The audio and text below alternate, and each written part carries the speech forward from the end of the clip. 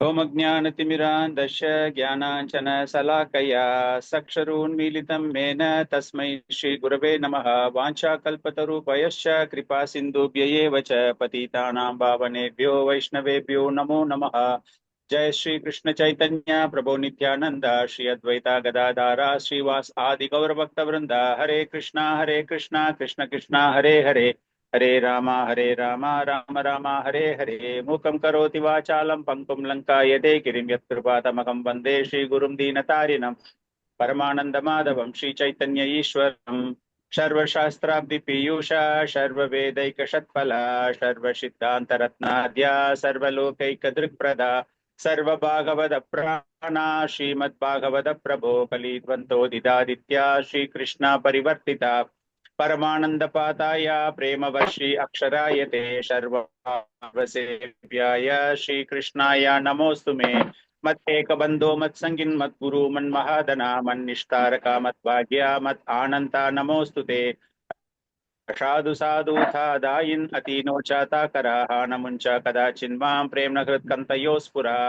हरे कृष्णा कृष्ण कृष्ण हरे हरे, हरे राम राम राम हरे हरे। नमस्तुभ्यं भगवते पुरुषाय महात्मने वासुदेवाय कृष्णाय சாத்வதம் பிரதயே நமஹ। எங்கும் நிறைந்தவரும் அனைவரின் இதயங்களிலும் வீற்றிருப்போருமான பரம்பொருளே பரமாத்மாவே, உங்களுக்கு எங்களுடைய பணிவான நமஸ்காரங்கள். யது வம்சத்தின் தலைவரான பகவான் கிருஷ்ணரே, உமக்கு எங்களுடைய நமஸ்காரங்கள். ஹரே கிருஷ்ண பக்தர்களே, இந்த ஆன்மீக கல்வி பயில உங்களை வரவேற்பதில் மகிழ்ச்சி அடைகிறேன். அகில உலக கிருஷ்ண பக்தி இயக்கத்தின் ஸ்தாபக ஆச்சாரியார் அபய் சரணானந்த பக்தி வேதாந்த சுவாமி ஸ்ரீல பிரபுபாதருடைய கருணையினாலும் நம்முடைய ஆன்மீக குருக்களினுடைய கருணையினாலும் இந்த ஆன்மீக கல்வியை சிறப்பாக நாம் அனைவரும் பயில வேண்டும் அப்படின்னு அவங்களை பிரார்த்தனை செய்து கொண்டு இன்றைய வகுப்பை துவங்குகிறோம். ஹரே கிருஷ்ணா. சோ நம்ம ஹரே கிருஷ்ண பிரபு, தண்டவத் பிரணாம் பிரபு. ஹரே கிருஷ்ணா பிரபுஜி, தண்டவத் பிரணாம் பிரபு. ஹரே கிருஷ்ணா பிரபு. ஹரே கிருஷ்ணா மாதாஜி. சோ நம்ம இந்த ஒரு 2-3 வகுப்புகள்ல பாகவதத்தினுடைய ஆரம்ப அத்தியாயத்துல ரொம்ப முக்கியமாக முதல் 3 ஸ்லோகங்கள் அந்த பகவானை பற்றிய அந்த பரம்பொருள் அப்படிங்கிறதுக்கான ஒரு டெபினிஷன் இல்லையா, வாசுதேவரனுடைய மகனான பகவான் கிருஷ்ணரை பற்றி தெரிந்து கொண்டோம். அதன் பிறகு ஸ்ரீமத் பாகவதத்தினுடைய ஒரு மகிமைகள் 2வது ஸ்லோகத்துல, 3வது ஸ்லோகம் அப்படிங்கும் போது இந்த மனித சமுதாயமே அந்த சுவையை எப்படி சுகமுக்காது அமிர்த திரவ சம்யுத்தம் அப்படி சொல்றோம் இல்லையா, ரசமாலயம், அந்த சுவையை ரசிக்க இந்த மனித சமுதாய அனைவருமே அதில் ஈடுபட வேண்டும் அப்படிங்கிற ஒரு விஷயத்தை தெரிந்து கொண்டு அதன் பிறகு நைமிஷாரண்யத்தில் உள்ள சாதுக்கள் சூத கோஸ்வாமியிடம் கேள்விகளை கேட்க துவங்குகிறார்கள். அந்த கேள்வியை ஆரம்பிக்கிறதுக்கு முன்னாடி அந்த நைமிஷாரண்யத்தினுடைய ஒரு சிறப்பு, அது எந்த அளவுக்கு புனிதம் அடைந்துள்ளது அப்படிங்கிற ஒரு விஷயத்தையுமே, சூத கோஸ்வாமி யார் அப்படிங்கிற விஷயத்தையுமே நம்ம தெரிந்து கொண்டோம். அதன் பிறகு பாகவதம் அப்படின்னாலே அந்த 3 முக்கியமான ஒரு கொள்கைகள், சம்பந்தா, விதேய, பிரயோஜனா, அது எப்படி ஒவ்வொரு ஸ்லோகங்களுக்கும் வருகிறது. பொதுவாக ஒவ்வொரு ஸ்லோகம் சொல்ல முடியாது, பொதுவாக பாகவதத்துக்கு அது எப்படி இந்த ஒரு அடிப்படை தத்துவம், பகவானோடு ஒரு உறவை நாம் ஏற்படுத்தி கொண்டு அதன் மூலமாக நமக்கு கிடைக்கக்கூடிய பலன் என்ன அப்படிங்கிறத விவரிக்கக்கூடியதுதான் பாகவதம் அப்படிங்கிற ஒரு விஷயம். சாதுக்கள் சூத கோஸ்வாமியை வரவேற்று அந்த வியாசாசனத்தில் அமர வைத்த பிறகு அவர்கள் 6 கேள்விகள் கேட்கிறார்கள் அப்படிங்கிறத பார்த்தோம். 6 கேள்விகளையும் நம்ம பார்த்தோம். அதுல ஒரு சில கேள்விகளை அவர்கள் கேட்டாச்சு, இது வரைக்கும் நம்ம பார்த்தாச்சு. கிட்டத்தட்ட ஒரு 5 கேள்விகளை அவர்கள் கேட்டிருக்கிறார்கள். இப்போ இந்த ஒரு அத்தியாயத்துல இன்னும் ஒரு 2 ஸ்லோகங்கள் தான் நமக்கு பாக்கி இருக்கின்றன. சோ இந்த 2 ஸ்லோகங்கள் அப்படிங்கும்போது அந்த பேலன்ஸ் ஆஃப் த கொஸ்டின்ஸ், எந்த கேள்வி மீதம் இருக்கிறதோ அந்த கேள்வியை கேட்க போகிறார்கள். அதன் பிறகு அடுத்த அத்தியாயத்தில இருந்து அதற்கான பதில்களை சூத கோஸ்வாமி அவர்கள் வழங்க இருக்கிறார்கள். சோ இதுதான் நம்ம இப்ப தெரிந்து கொள்ள வேண்டிய விஷயங்கள். சோ இன்னைக்கு நம்ம இந்த ஃபர்ஸ்ட் சாப்டருடைய 2 ஸ்லோகங்களை முடித்த பிறகு 2வது அத்தியாயத்திற்கு நாம் செல்ல இருக்கிறோம். ஸ்லோகா நம்பர் 22. இது வரைக்கும் ஏதாவது சந்தேகம் இருக்கா? இது வரைக்கும் நம்ம படிச்சதுல ஏதாவது புரியல? ஓகே, 22வது ஸ்லோகம், முதல் ஸ்கந்தம், முதல் அத்தியாயம், 22வது ஸ்லோகம். ஸ்வம்னா சந்தர்ஷிதோ தத்ர दुष्टारां निष्टित्राशतं कलिं शत्वहरं पुंसां कर्णधारा इवार्णवम् त्वं न सन्तर्षितो धात्रा दुष्टारं निष्टितिर्शतं कलिं शत्वाहरं पुंसां कर्णधारा इवार्णवम् त्वं न सन्तर्षितो धात्रा दुष्टरं निष्टितिर्शतं कलिं शत्वाहरं पुंसां कर्णधारा इवार्णवम्. படிங்க Chitra Mataji, can you read the translation only?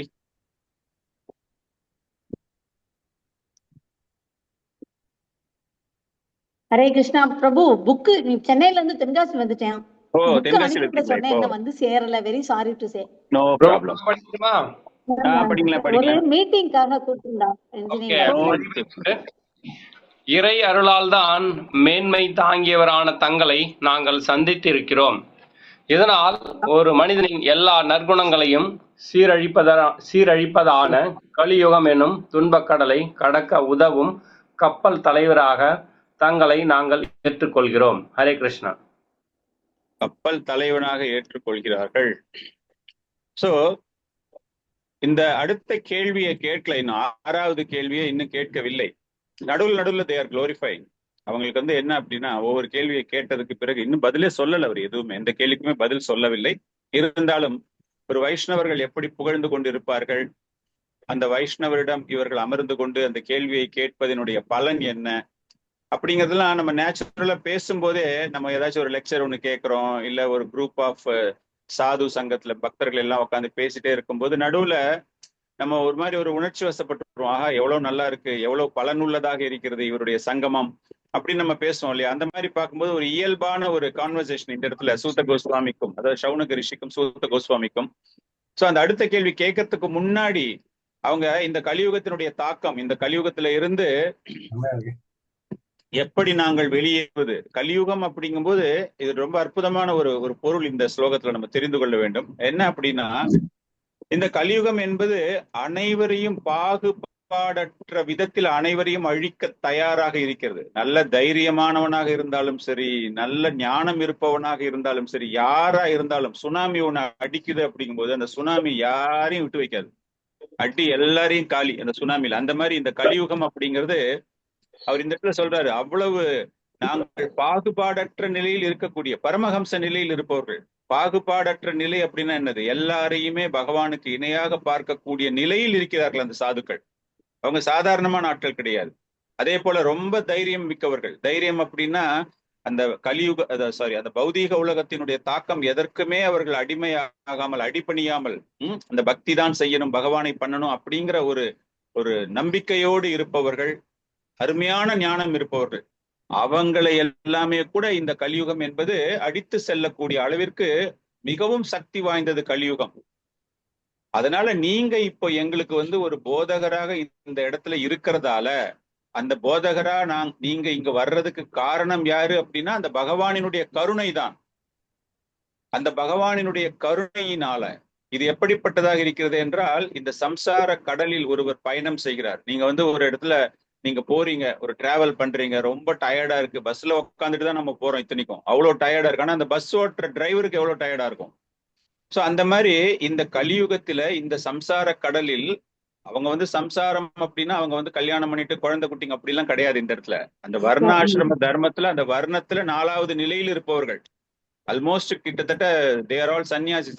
அவங்களுக்கே இந்த மாதிரி ஒரு கஷ்டம் இருக்கின்றது அப்படின்னா, இதையெல்லாம் எங்களுக்கு பாதுகாப்பாக எங்களுடைய பயணத்தை எடுத்து செல்லக்கூடிய அளவிற்கு நீங்கள் ஒரு மாலுமியாக இருக்கிற கேப்டன், பைலட்டோ கேப்டன், சம்சார கடல்ல வந்து பிரயாணம் செய்யக்கூடிய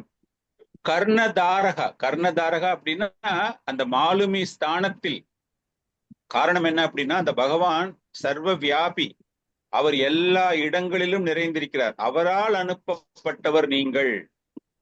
உங்களுக்கு அந்த பகவானை பற்றிய அவருடைய ஆனந்தம் தெரியும், அவருடைய லீலைகள் தெரியும். உங்களிடமிருந்து நாங்கள் கேட்பதற்காக, இந்த கலியுகம் என்கிற ஒரு மிகப்பெரிய ஒரு கடலை தாண்டுவதற்காக உங்களால் அனுப்பப்பட்டிருப்பவர்கள். சோ அந்த பகுத்தறிவு, அந்த துணிச்சல், அறிவு, இது எல்லா நற்பண்புகளையும் அழிக்கக்கூடிய ஆற்றல் மிகுந்த இந்த கலியுகத்தில் இந்த சம்சார கடலை மிகவும் எளிதாக கடந்து செல்வதற்கு பகவானினுடைய கருணையினால் அனுப்பப்பட்ட மாலுமி நீங்கள் அப்படிங்கிற ஒரு விஷயம்தான் இந்த இடத்துல கூறப்படுகிறது. இதுல என்ன அப்படின்னா, இந்த கலியுகத்தினுடைய ஒரு ஸ்பெஷாலிட்டி என்னன்னா, சத்துவ குணத்தையும் அது அழிக்கக்கூடியது. ரஜஸ் தமஸ் அது ஓகே, அது ஆட்டோமேட்டிக்கா அவங்களுக்கு அழிவை உண்டாக்கும் அப்படிங்கிற ஒரு விஷயம் எல்லாருக்குமே தெரியும். ஆனால் சத்துவ குணத்தை கூட அழிக்கக்கூடிய ஆற்றல் மிகுந்தது இந்த கலியுகம். அதனால இந்த கலியுகத்தை தாண்டுவது என்பது ஒரு மிகச்சிறந்த மாலுமி. இது நம்மளுக்கும் ஒரு பெரிய பாடம். நம்ம என்னன்னா, இந்த கலியுகத்துல எவ்வளவு ஒரு என்ன சொல்றது, அந்த அளவுக்கு ஒரு டெலிகேட்டட் பொசிஷன்ல நம்ம இருக்கோம். அவ்வளவு எளிதாக நம்மால பக்தி நம்ம செஞ்சிட முடியும், நம்ம இந்த துன்பக் கடலில் இருந்து நாம் மீண்டு விடுவோம் அப்படின்லாம் நம்மளால நினைக்க முடியாது. இவ்வளவு உயர்ந்த நிலையில் சத்துவ குணத்தில் இருக்கக்கூடிய இந்த சாதுக்களுக்கே இந்த மாதிரி ஒரு பயம் இருக்கும்போது நம்ம எல்லாம் இறுக பற்றி கொள்ள வேண்டும். ஒரு வைஷ்ணவருடைய காலை, நம்மளுடைய ஆன்மீக ஆச்சாரியருடைய காலை சாது சங்கத்தில் நம்மை இணைத்து கொள்ள வேண்டும் அப்படிங்கிற ஒரு விஷயம்தான் இந்த ஒரு ஸ்லோகத்துல மிகவும் முக்கியமானதாக பார்க்கப்படுகிறது. இந்த ஸ்லோகத்தினுடைய பொருளுரையை யாருகிட்ட புத்தகம் இருக்கிறது? மித்ர விருந்தா மாதாஜி புக் இருக்கா?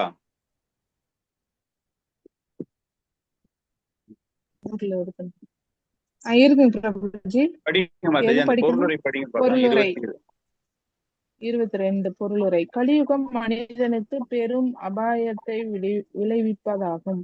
ஆன்மீக தன்னுணர்வை பெறுவதற்காகவே மனித வாழ்வு உள்ளது. அதனால் இந்த யுகத்தில் உள்ள அபாயத்தின் காரணத்தினால் வாழ்வின் நோக்கத்தை மனிதன் முற்றிலும் மறந்துவிட்டான். இந்த யுகத்தில் ஆயுட்காலம் படிப்படியாக குறைந்துவிடும். மக்கள் அவர்களிடையே ஞாபக சக்தி, மென்மையான உணர்வுகள், பலம் மற்றும் நற்குணங்கள் ஆகியவற்றை படிப்படியாக இழந்து விடுவார்கள். இந்த யுகத்தில் விளையும் ஒழுக்கக்கேடுகளின் ஒரு பட்டியல் இந்நூலின் 12ஆம் காண்டத்தில் வழங்கப்பட்டுள்ளது. ஆகவே இவ்வாழ்வை தன்னுணர்வு பெறுவதற்காக பயன்படுத்த விரும்புவோருக்கு இந்த யுகம் மிகவும் கடினமானதாக இருக்கும். புலனின்ப விவகாரத்தில் மக்கள் மிகவும் சுறுசுறுப்பாக இருப்பதால் தன்னுணர்வு பெறுவதை அவர்கள் ஒரேடியாக மறந்து விடுகின்றனர். இக்குறுகிய வாழ்வு பயணத்தில் ஒரு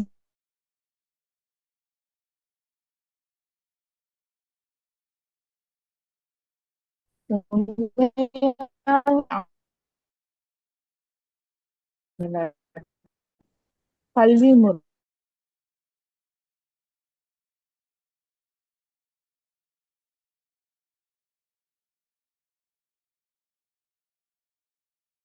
கொண்ட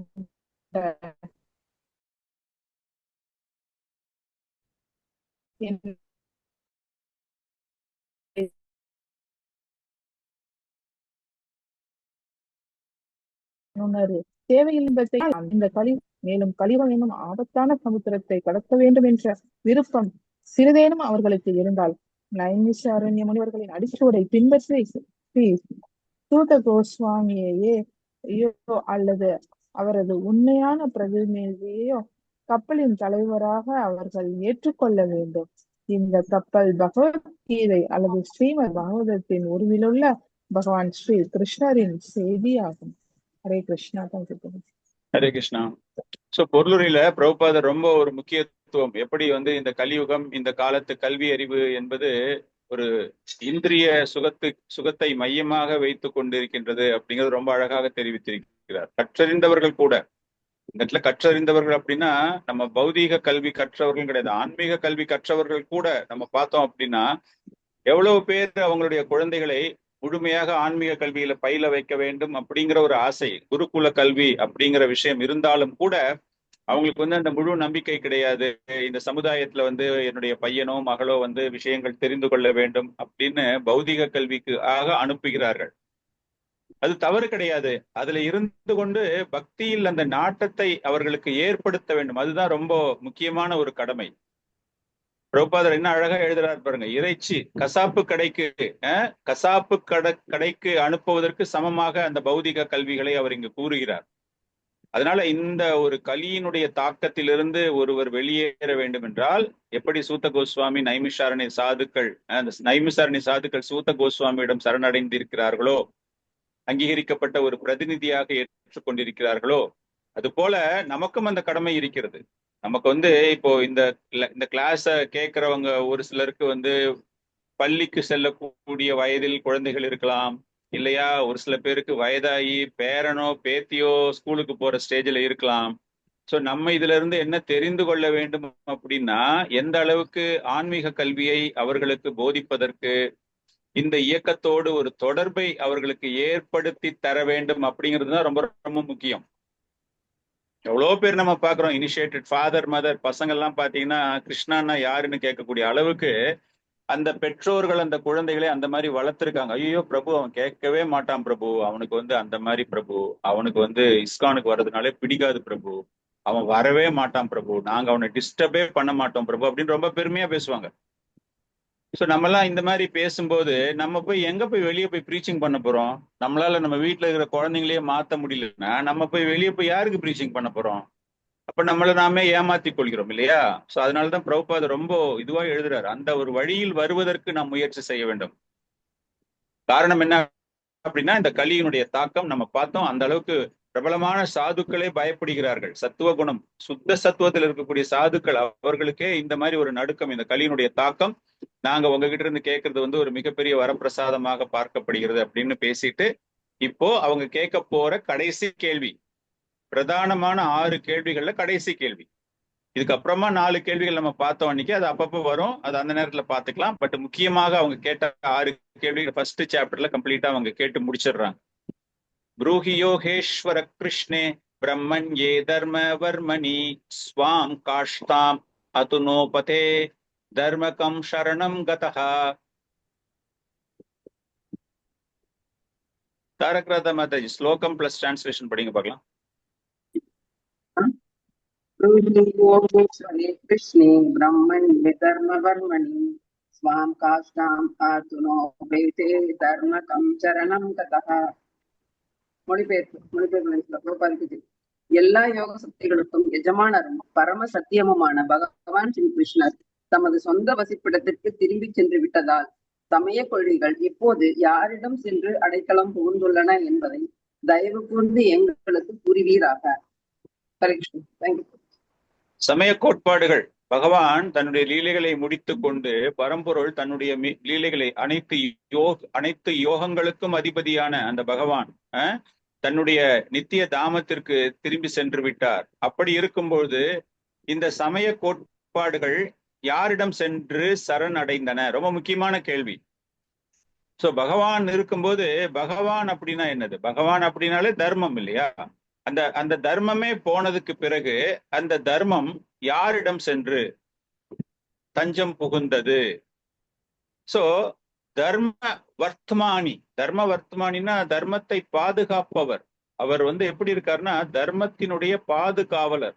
ஒரு கர்ணனுக்கு கவச்ச குண்டலம் போட்டிருந்தாங்க இல்லையா, அவனுடைய உயிரை காப்பாற்றுவதற்காக. அந்த குண்டலம் இருக்கிற வரைக்கும் அவன் உயிரை யாராலையுமே எடுக்க முடியாது.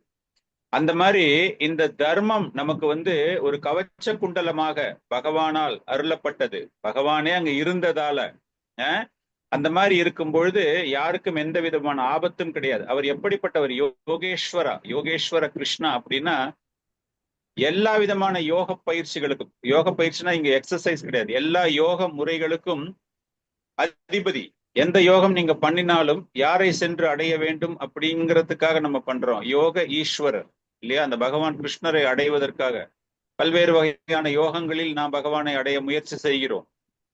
சோ அந்த யோகேஸ்வரா தர்ம வர்த்தமானி, அந்த தர்மத்திற்கு அதிபதியாக, பாதுகாவலராக, கவச்சமாக இருப்பவர்.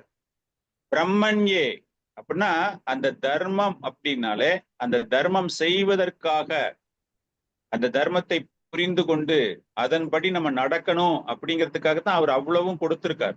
அப்போ அது என்ன அப்படின்னா, அந்த தர்ம வழிபாட்டின் படி நம்ம செய்யறோம் அப்படின்னா அது அவருடைய கருணை.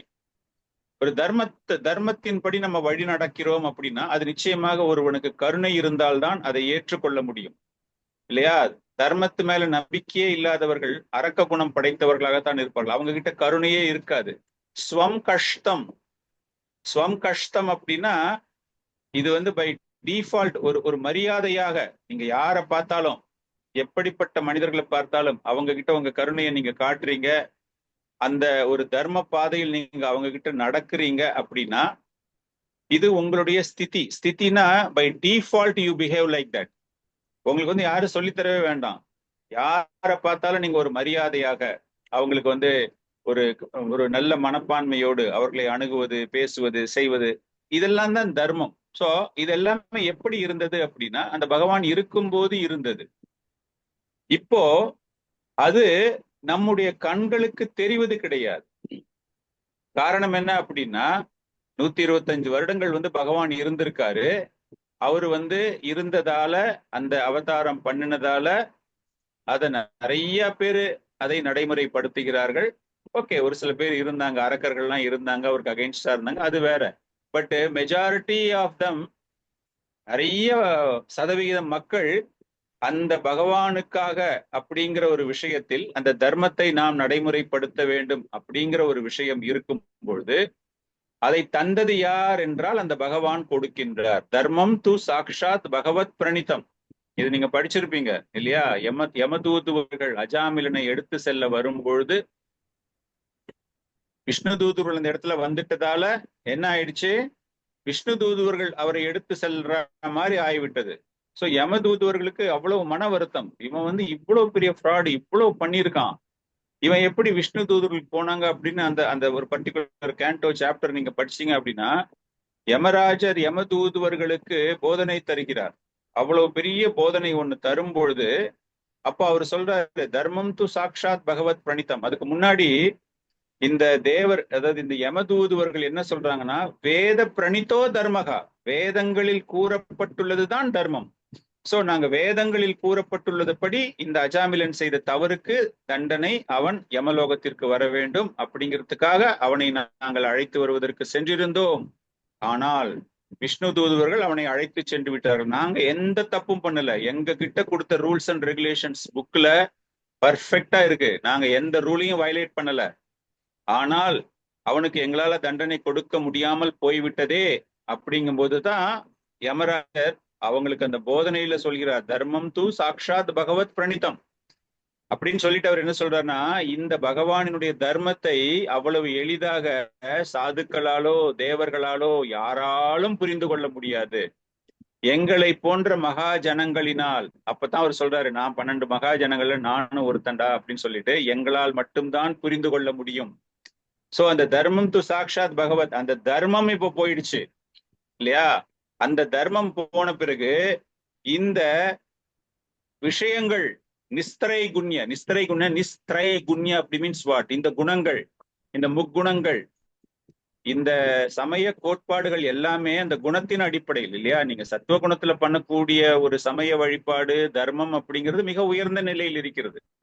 மற்றவங்களும் பண்றாங்க, மற்றவங்களும் மற்ற 2 குணங்கள்ல இருக்கிறவங்களும் தெய்வ வழிபாடு பண்ணுகிறார்கள். அவங்களுக்கு அவங்க பண்ற தெய்வ வழிபாடு தான் தர்மம்.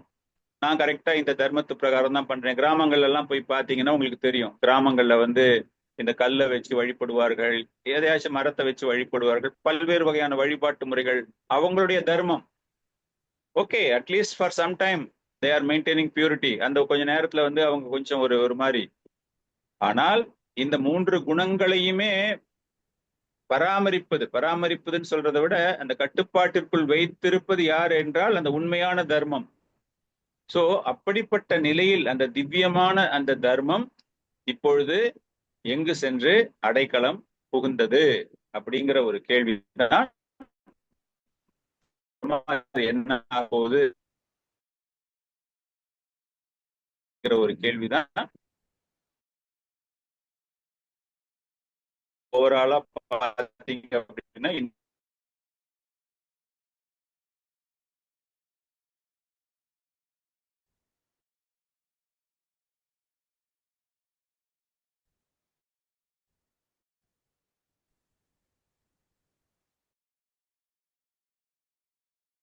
ஓகே.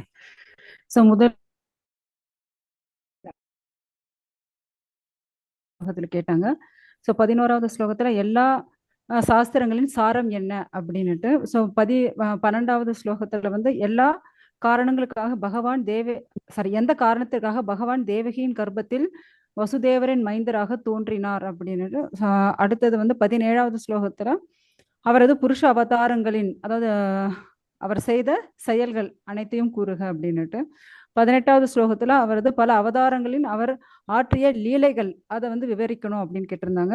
ஸோ 23வது ஸ்லோகம் இப்ப நீங்க பார்த்த ஸ்லோகத்துலதான் முழுமுதற் கடவுளான பகவான் ஸ்ரீ கிருஷ்ணர் வந்து தன்னுடைய உலகத்திற்கு திரும்பி சென்ற பிறகு தர்மம் வந்து யாரை சரணடைந்துள்ளன அப்படின்னுட்டு. ஸோ மொத்தம் இந்த 6 கேள்விகள்.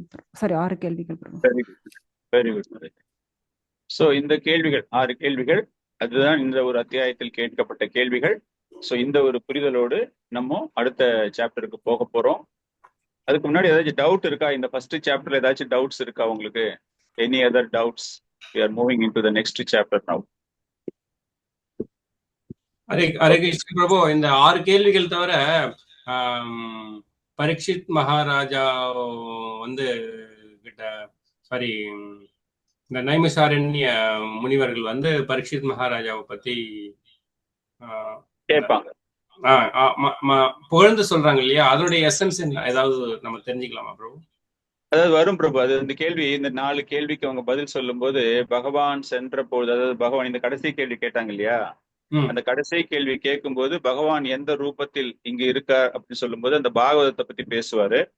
அந்த பாகவதத்தை பத்தி பேசும் பொழுது அப்போ அதுக்கு ரிலேட்டடா இந்த சாதுக்களுக்கு ஒரு சந்தேகம் வந்து பரீட்சித் மகாராஜாவை பத்தி கேட்பாங்க.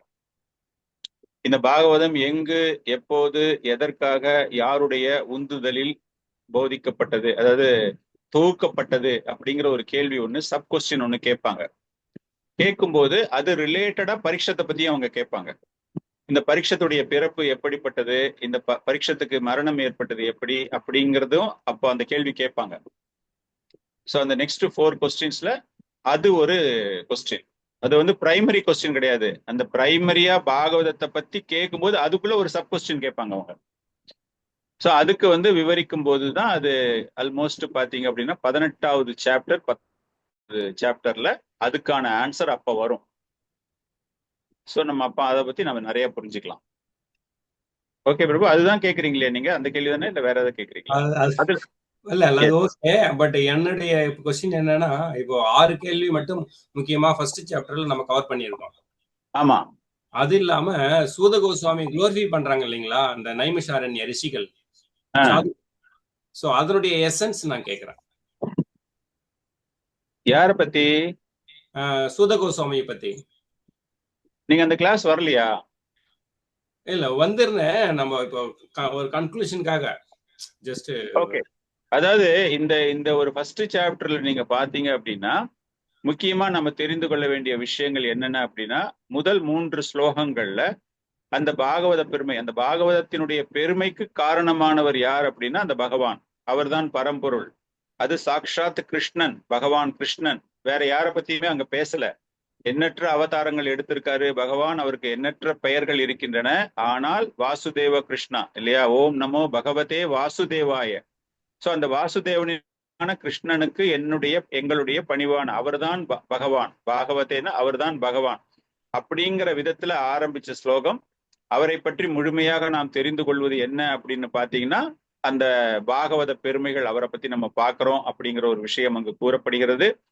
அதன் பிறகு அந்த பாகவதம் எதனால நமக்கு ரொம்பவும் பெருமை சேர்க்கின்றது, மனித சமுதாயத்திற்கு பெருமை சேர்க்கின்றது அப்படிங்கிற விஷயம் நம்ம பார்க்கிறோம். நம்ம அதுக்கப்புறமா கொஞ்சம் ஒரு 4-5 ஸ்லோகத்துல பாத்தீங்கன்னா சூத கோஸ்வாமியுடைய பெருமை பிளஸ் நைமிஷாரண்யத்தினுடைய பெருமையை பத்தி நம்ம தெரிஞ்சுக்கிட்டோம். ஸோ நைமிஷாரண்யம் அப்படிங்கிற ஒரு விஷயம் விஷ்ணு சக்கரவர்த்தி தாக்கூரார் எழுதும் போது அவர் என்ன சொல்றாரு அப்படின்னா, இந்த என்டையர் பிரபஞ்சத்துல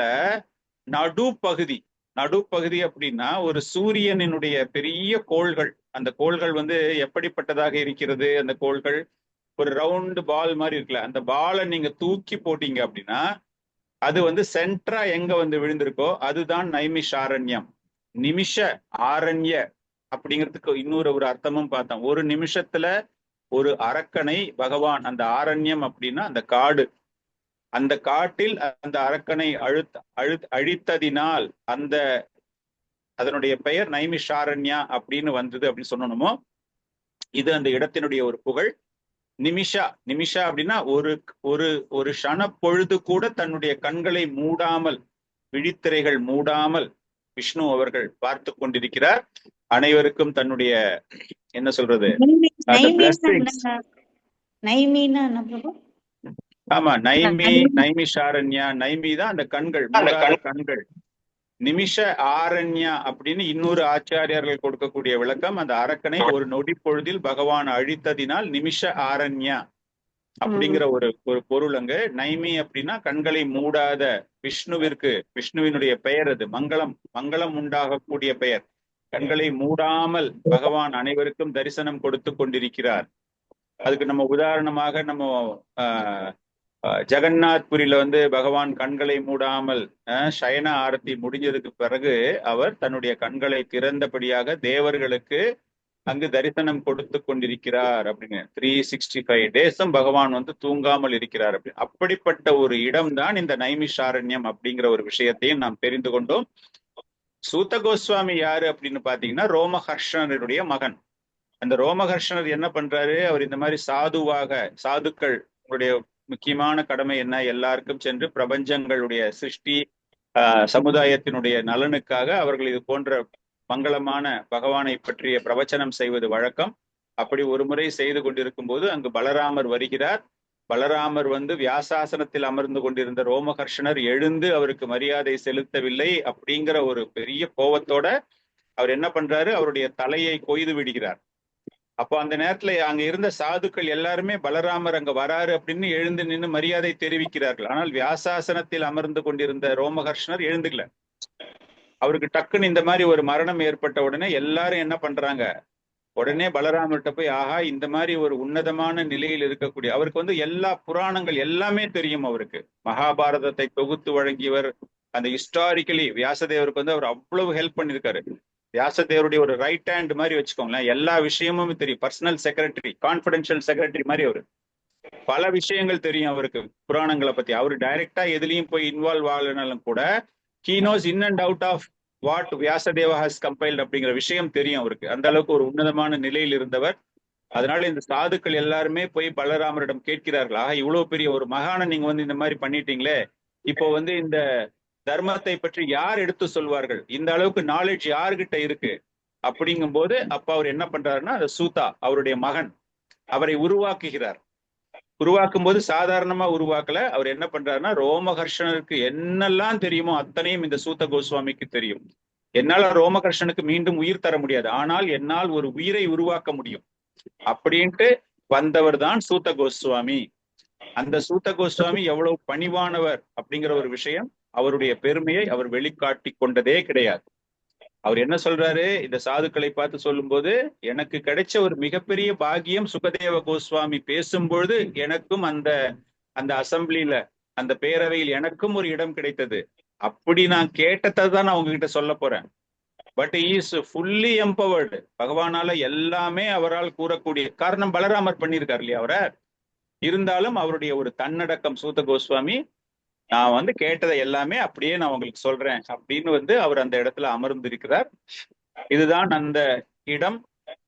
அந்த சபையில் பேச தகுதி படைத்த சூத கோஸ்வாமியை பற்றி. அதே மாதிரி அந்த சாதுக்கள் எல்லாருமே பாத்தீங்க அப்படின்னா கிட்டத்தட்ட 88,000 சாதுக்கள் அப்படின்னு எழுதுறாங்க. அதுல கொஞ்சம் ஒரு சில பேர் வித்தியாசமாக ஒரு சில பேர் எழுதுறாங்க. ஒரு சில பேர் 16,000 எழுதுறாங்க, ஒரு சில பேர் 18,000 எழுதுறாங்க. பத்ம புராணத்துல 88,000 எழுதுறாங்க. Anyhow there is lot of crowd அப்படிங்கிற மாதிரி நம்ம புரிஞ்சுக்கலாம். நிறைய சாதுக்கள் அந்த இடத்துல இருந்தாங்க அப்படிங்கிற விஷயத்தை நாம் தெரிந்து கொள்ளலாம். அவர்களும் சாதாரணமானவர்கள் கிடையாது, எல்லா விஷயங்களையுமே தெரிந்தவர்கள். அவங்க ஏன் சூத கோஸ்வாமியிடம் கேட்கிறாங்க அப்படிங்கிற பார்க்கும்போது, இவ்வளவு பெரிய ஆளா இருக்காங்களே இவங்க ஏன் அப்படி கேட்கறாங்க அப்படின்னா, அவங்க எல்லாருமே கிட்டத்தட்ட ஒரு பிராமணர்கள் நிலையில் தான் இருக்கிறார்களே தவிர வைஷ்ணவர்கள் நிலையில் கிடையாது. ஒரு வைஷ்ணவர் அப்படிங்கும் போதுதான் முக்திக்காக எந்த விதமான ஆசையும் படாமல் பகவானுக்கு தொண்டு செய்ய வேண்டும் அப்படின்னு இருப்பாங்க. ஒரு பிராமணனாக இருப்பவன் என்ன பண்ணுவான், என்னுடைய வாழ்க்கை சுபிக்ஷமாக இருக்க வேண்டும், மங்களகரமாக இருக்க வேண்டும், எனக்கு மரணம் அடையும் போது நான் முக்தி அடைய வேண்டும், நல்ல ஒரு உயர்ந்த சொர்க்கலோகத்தை அடைய வேண்டும் அப்படிங்கிற மாதிரி ஒரு பிரார்த்தனைகள் தான் இருக்கும். இந்த இடத்துல இந்த சாதுக்கள் ஆரம்பிக்கும் போதே சொல்றாங்க, எங்களுக்கு முக்தி வேண்டும்.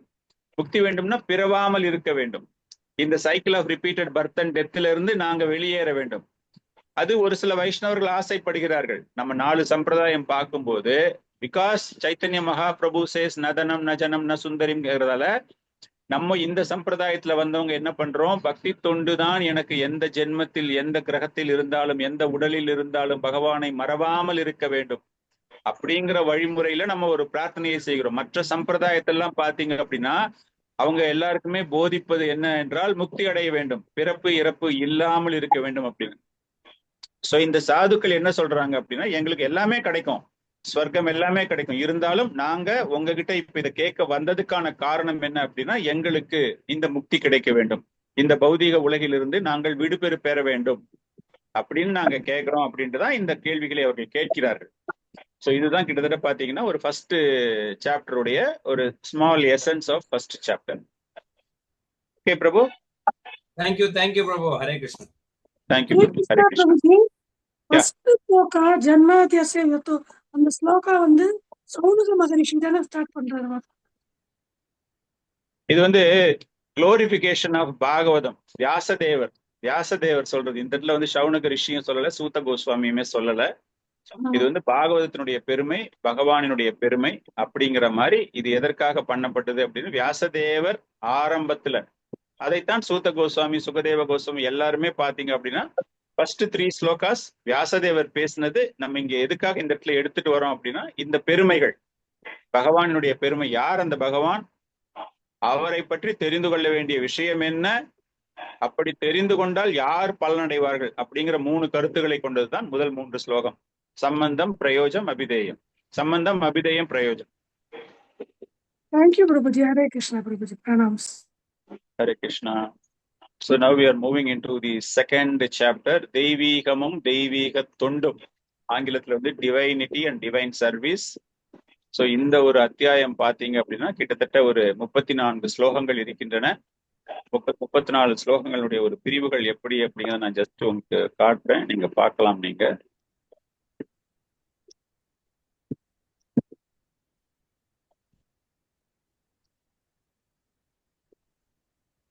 இதுல வந்து எல்லாமே சூத கோஸ்வாமி பதிலளிப்பதுதான். அதனால நம்ம வந்து அதை பத்தி ஏன் ஃபர்ஸ்ட் 7 ஸ்லோகம் மாத்திரம் பதிலளிக்கிறாருன்னு போட்டிருக்கு அப்படின்னு கிடையாது. எல்லாமே அவர் ஆன்சர் பண்ற ஸ்லோகங்கள் தான்.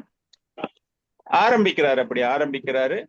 ஒவ்வொரு பாயிண்ட், ஒவ்வொரு போர்ஷனுக்கு போகும்போதும் என்ன எசன்ஸ் அதுல இருக்கு அப்படின்னு தெரிஞ்சுக்கிறதுக்காக இந்த மாதிரி ஒரு டைட்டில் நம்ம கொடுக்குறோம். நம்ம அந்த சப்செக்ஷன்ஸ், அந்த பர்டிகுலர் ஸ்லோகாஸ் எதை பற்றி பேசுகிறது அப்படின்னு தெரிஞ்சுக்கிறதுக்காக என்னது அப்படின்னு.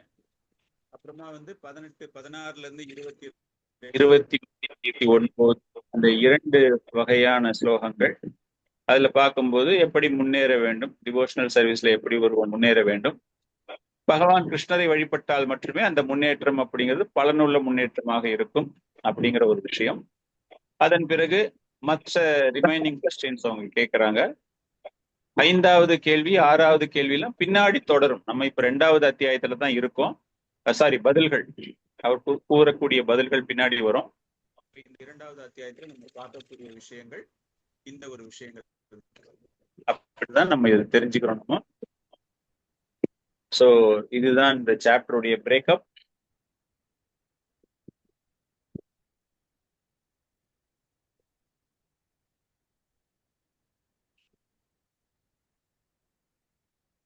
இதுல வந்து முதல் 7 ஸ்லோகங்கள் நம்ம பார்த்தோம் இல்லையா, அதுல வந்து சூத கோஸ்வாமி ஆரம்பிக்கும் போதே ஒரு பணிவான வணக்கங்கள், எப்படி வந்து அதை அவர் ஏற்றுக்கொள்கிறார் மனப்பூர்வமாக. அந்த குளோரிபிகேஷன் எல்லாருமே சொல்றாங்க இல்லையா, அந்த சாதுக்கள் எல்லாருமே ஆரம்பிக்கும் போது அவருக்கு ஒரு மரியாதை செலுத்தி அவங்க ஆரம்பிக்கிறாங்க, அவங்களுக்கான ஒரு ரெஸ்பெக்ட். ஸோ அதை அவர் எப்படி அக்செப்ட் பண்றாரு அப்படிங்கிற மாதிரி ஆரம்பிக்கும். அப்புறம் அகைன் நம்ம கொஞ்சம் தெரிஞ்சுக்கலாம், அந்த சூத கோஸ்வாமிக்கு இந்த தகுதிகள் இருக்கின்றதா அப்படிங்கிற ஒரு விஷயமும் தெரியும். அப்புறமா 6வது 7வது ஸ்லோகங்கள்ல பாத்தீங்க அப்படின்னா அந்த கேள்விகள், 1வது கேள்விக்கும் 2வது கேள்விகளுக்கும் அவர் கொடுக்கக்கூடிய பதில்கள் ஒரு உண்மையான தரமான சமயம், ஃபர்ஸ்ட் கிளாஸ் ரிலிஜன் சொன்னீங்கன்னா அந்த தரமான சமயம் என்பது என்னது அப்படிங்கிற விஷயம் நமக்கு தெரியும். அதன் பிறகு கிருஷ்ண உணர்வில் நமக்கு கொடுக்கப்பட்ட அந்த பிரிஸ்கிரைப்டு டியூட்டிஸ் சொல்றோம் இல்லையா, ஆக்குபேஷனல் டியூட்டிஸ், அந்த வர்ண ஆசிரமம் இல்லையா, அந்த வர்ணத்துல என்னென்ன கடமைகள் நமக்கு இருக்கின்றன அப்படிங்கிற விஷயத்தை பத்தி நம்ம பேசும்போது அது பற்றி அங்கு பேசப்படுகிறது. அதன் பிறகு அந்த பாகவதத்தை கேட்பதனுடைய ஒரு சிறப்பு, முழுமை அடைகிறார்கள் அப்படிங்கிற ஒரு சிறப்பு, அதன் பிறகு எப்படி பக்தியில் ஒருவன் தொடர்ந்து தன்னை முன்னேற்றி கொள்ள வேண்டும், இதெல்லாமே அந்த ரிலேட்டட் கொஸ்டின்ஸ் தான். அந்த கொஸ்டின்ஸுக்கான ஆன்சர்ஸ் அது நம்ம படிக்கும் போது எப்படி இது போன்ற விஷயங்கள் நமக்கு வருகின்றன. அப்புறமா கிருஷ்ண அவதாரங்கள், புருஷ அவதாரங்களை பத்தி எல்லாம் அவங்க கேள்வி கேட்டிருக்காங்க. அதெல்லாம் பாத்தீங்கன்னா 23 இருந்து 29 வரைக்கும் பார்க்கும்போது அந்த பல்வேறு வகையான விரிவங்கங்களில் பகவான் கிருஷ்ணருடைய தொடர்பு எப்படி இருக்கிறது. காரணம் என்னன்னா, புருஷ அவதாரத்தை பத்தி அவங்க கேட்கிற கேள்வி எல்லாமே புருஷ அவதாரம் என்ன அப்படின்னா பகவான் கிருஷ்ணருடைய எக்ஸ்பான்ஷன் தான் இல்லையா, பல்வேறு ரூபங்களில் அவர் வெளிவருகிறார். அப்படிங்கும்போது அது எப்படி அந்த விரிவங்கங்கள் ஏற்படுகின்றன. அந்த மாதிரி விரிவங்கங்கள் வரும்போது குண அவதாரமாக சிவபெருமான், பிரம்மதேவன், விஷ்ணு அப்படின்னு நம்ம சொல்றோம் இல்லையா. ஸோ அப்போ அவங்கள நாம எப்படி ஏற்றுக்கொள்ள வேண்டும், அவர்களை எப்படி நாம் வழிபட வேண்டும் அப்படிங்கிற விஷயத்தை பத்தி பேசுவாரு. அதன் பிறகு மற்ற தேவர்கள், மற்ற தேவ வழிபாடுகள், அவருடைய அதிகாரம் அளிக்கப்பட்ட அவதாரங்கள் அப்படின்னு பார்க்கும்போது நிறைய டிஃப்ரெண்ட் டெமிகாட்ஸ் நம்ம பார்க்கிறோம், நம்ம புராணங்கள்ல பார்க்கிறோம். அவர்களை எல்லாம் எப்படி ஏற்றுக்கொள்வது அப்படிங்கிறது. அதுக்கப்புறமா இந்த பகவான் வாசுதேவரை வணங்குவதனுடைய ஒரு சாராம்சம், எப்படி வணங்க வேண்டும், அதனுடைய எசன்ஸ் என்ன டிஃப்ரெண்ட் ப்ராசஸ் நம்ம அடாப்ட் பண்றோம் இல்லையா. ஒரு டெமிகாட் வர்ஷிப்னா வேற ப்ராசஸ், சிவனுடைய வழிபாடுனா வேற ப்ராசஸ், பிரம்மதேவன் வழிபாடுனா வேற ப்ராசஸ். அப்படி பார்க்கும்போது அந்த வாசுதேவன் பகவான் கிருஷ்ணரை வழிபடக்கூடிய அந்த வழிமுறைகள், அதனுடைய சாராம்சம், அதனுடைய சுருக்கம் என்ன அப்படிங்கிற ஒரு விஷயம். லாஸ்ட் 34வது ஸ்லோகம் ஆக்சுவலா 3வது கேள்விக்கான பதில். அதுக்கு முன்னாடியே அவர் 4வது கேள்விக்கான பதில கொடுப்பார். சோ இது பாத்தீங்க அப்படின்னா இந்த பாகவதத்துல அந்த மாதிரி நடக்கும். அவர் பேசிக்கிட்டே இருக்கும்போது அப்ப டக்குன்னு அதுக்கு ரிலேட்டடா ஒண்ணு வந்தது அப்படின்னா he will go to that level only. ஆர்டரா அவர் சொல்ல மாட்டார். அவர் ஆன்சர் பண்றது நம்ம ஆர்டரா கேட்ட கேள்விக்கு பதில் வர்ற மாதிரியே இருக்காது. மாறி மாறி மாறி மாறி தான் இருக்கும். காரணம் அவர் அந்த போயிட்டே இருக்கிற அந்த ஃப்ளோல அவருக்கு என்னென்னலாம் பாயிண்ட் வருதோ அது எல்லாமே அப்படியே சொல்லிக்கிட்டே போறாரு. அவர் அப்படி சொல்லிட்டு போகும்பொழுது எல்லா சப்ஜெக்டையுமே கவர் பண்ணுவார். நாட் தட் நீ இந்த கேள்விதான் ஃபர்ஸ்ட் கேட்டேன்னா உனக்கு இதுதான் பதில் ஃபர்ஸ்ட் சொல்லுவேன் அப்படிங்கிற மாதிரிலாம் கிடையாது. ஸோ அதனாலதான் பாகவதம் படிக்கும்போது நம்ம ரொம்ப ஃபோக்கஸ்டா, நம்ம ரொம்ப கவனமாக பார்க்கும்போது ஒரு சில விஷயங்கள்லாம் ரிப்பீட்டடா வர்ற மாதிரியே இருக்கும். ஓ இது அப்ப சொன்னாரு, இப்ப சொன்னாரு, இப்ப இதுக்கு என்ன அதுக்கு என்ன அப்படின்னு ஒரு மாதிரி கன்ஃபியூஷன் ஆகிற மாதிரி இருக்கும். பட் ரொம்ப கீனா நம்ம கவனிச்சுட்டே வந்தோம் அப்படின்னா ஒவ்வொரு விஷயங்கள்லையுமே ஏதாச்சும் ஒரு புரியாத விளக்கங்கள்னா கூறாத விளக்கங்கள் அதில் கூறப்பட்டிருக்கும். ஸோ அதுதான் ஒரு ஒரு ஒரு க்ளோரி, ஒரு கேட்ச் பாயிண்ட் இன் பாகவதம். அது படிக்கும்போது அந்த அளவுக்கு நம்ம ஜாக்கிரதையா படிக்கணும். So this is about the understanding of this particular chapter.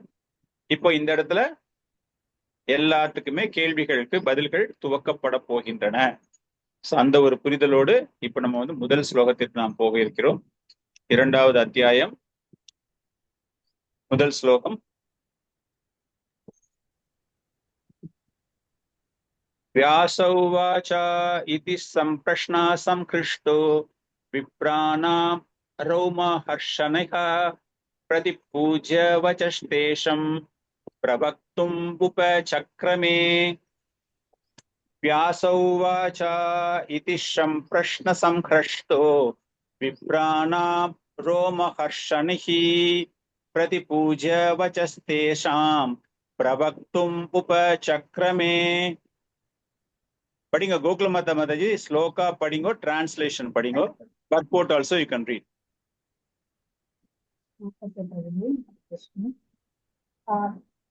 व्यास उवाच इति सम्प्रश्न संहर्षो विप्राणां रोमहर्षणैः प्रतिपूज्य वचस्तेषां प्रवक्तुम् उपचक्रमे.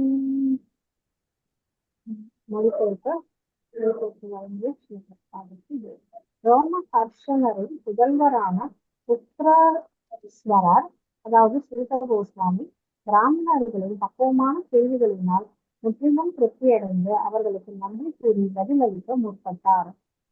பொருளுரை. நைமிஷாரண்ய முனிவர்கள் சூத கோஸ்வாமியிடம் 6 கேள்விகளை கேட்டனர். எனவே அவற்றிற்கு ஒவ்வொன்றாக அவர் பதிலளிக்கிறார். ஹரே கிருஷ்ணன்.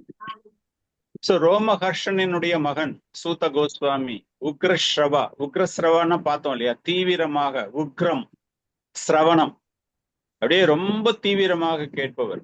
சோ சுகதேவ கோஸ்வாமியிடம் அது போன்ற அப்படியே கேட்டதாலதான் அவரால் எல்லாத்தையுமே இங்க வந்து அப்படியே ரிப்பீட் பண்ண முடியுது. உக்ரஸ்ரவா.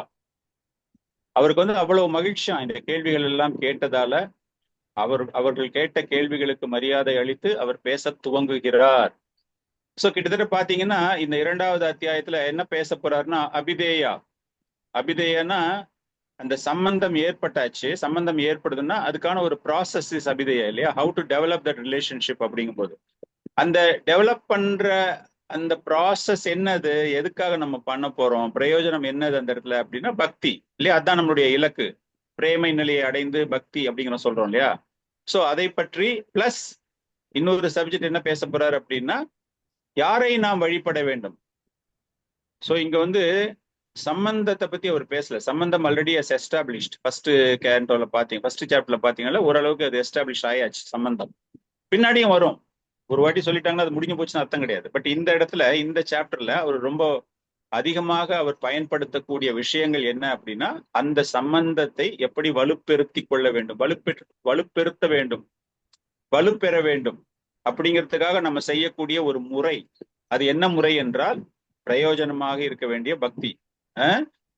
அது செய்வதற்கு அந்த பகவானை எப்படி நாம் வழிபாடு செய்ய வேண்டும். காரணம் அவர்தான் பரம்பொருள் பகவான் கிருஷ்ணர் அப்படிங்கிற ஒரு விஷயம். இப்போ உங்களுக்கு எல்லாம் ஒரு கேள்வி. என்ன கேள்வி அப்படின்னா மித்ர விருந்தா மாதாஜி அந்த ஸ்லோகத்தை படிங்க பார்க்கலாம். திரும்ப அந்த ஸ்லோகத்தை படிங்க. व्यास उवाच इति सम्पर्षण संहर्षतो विप्राणां रोमहर्षिणी प्रतिपूज्य वसेतां प्रवर्तुम् உபசக்ரமே. ஓகே, ஏதாச்சும் உங்க மைண்ட்ல ஏதாச்சும் டவுட் வருதா?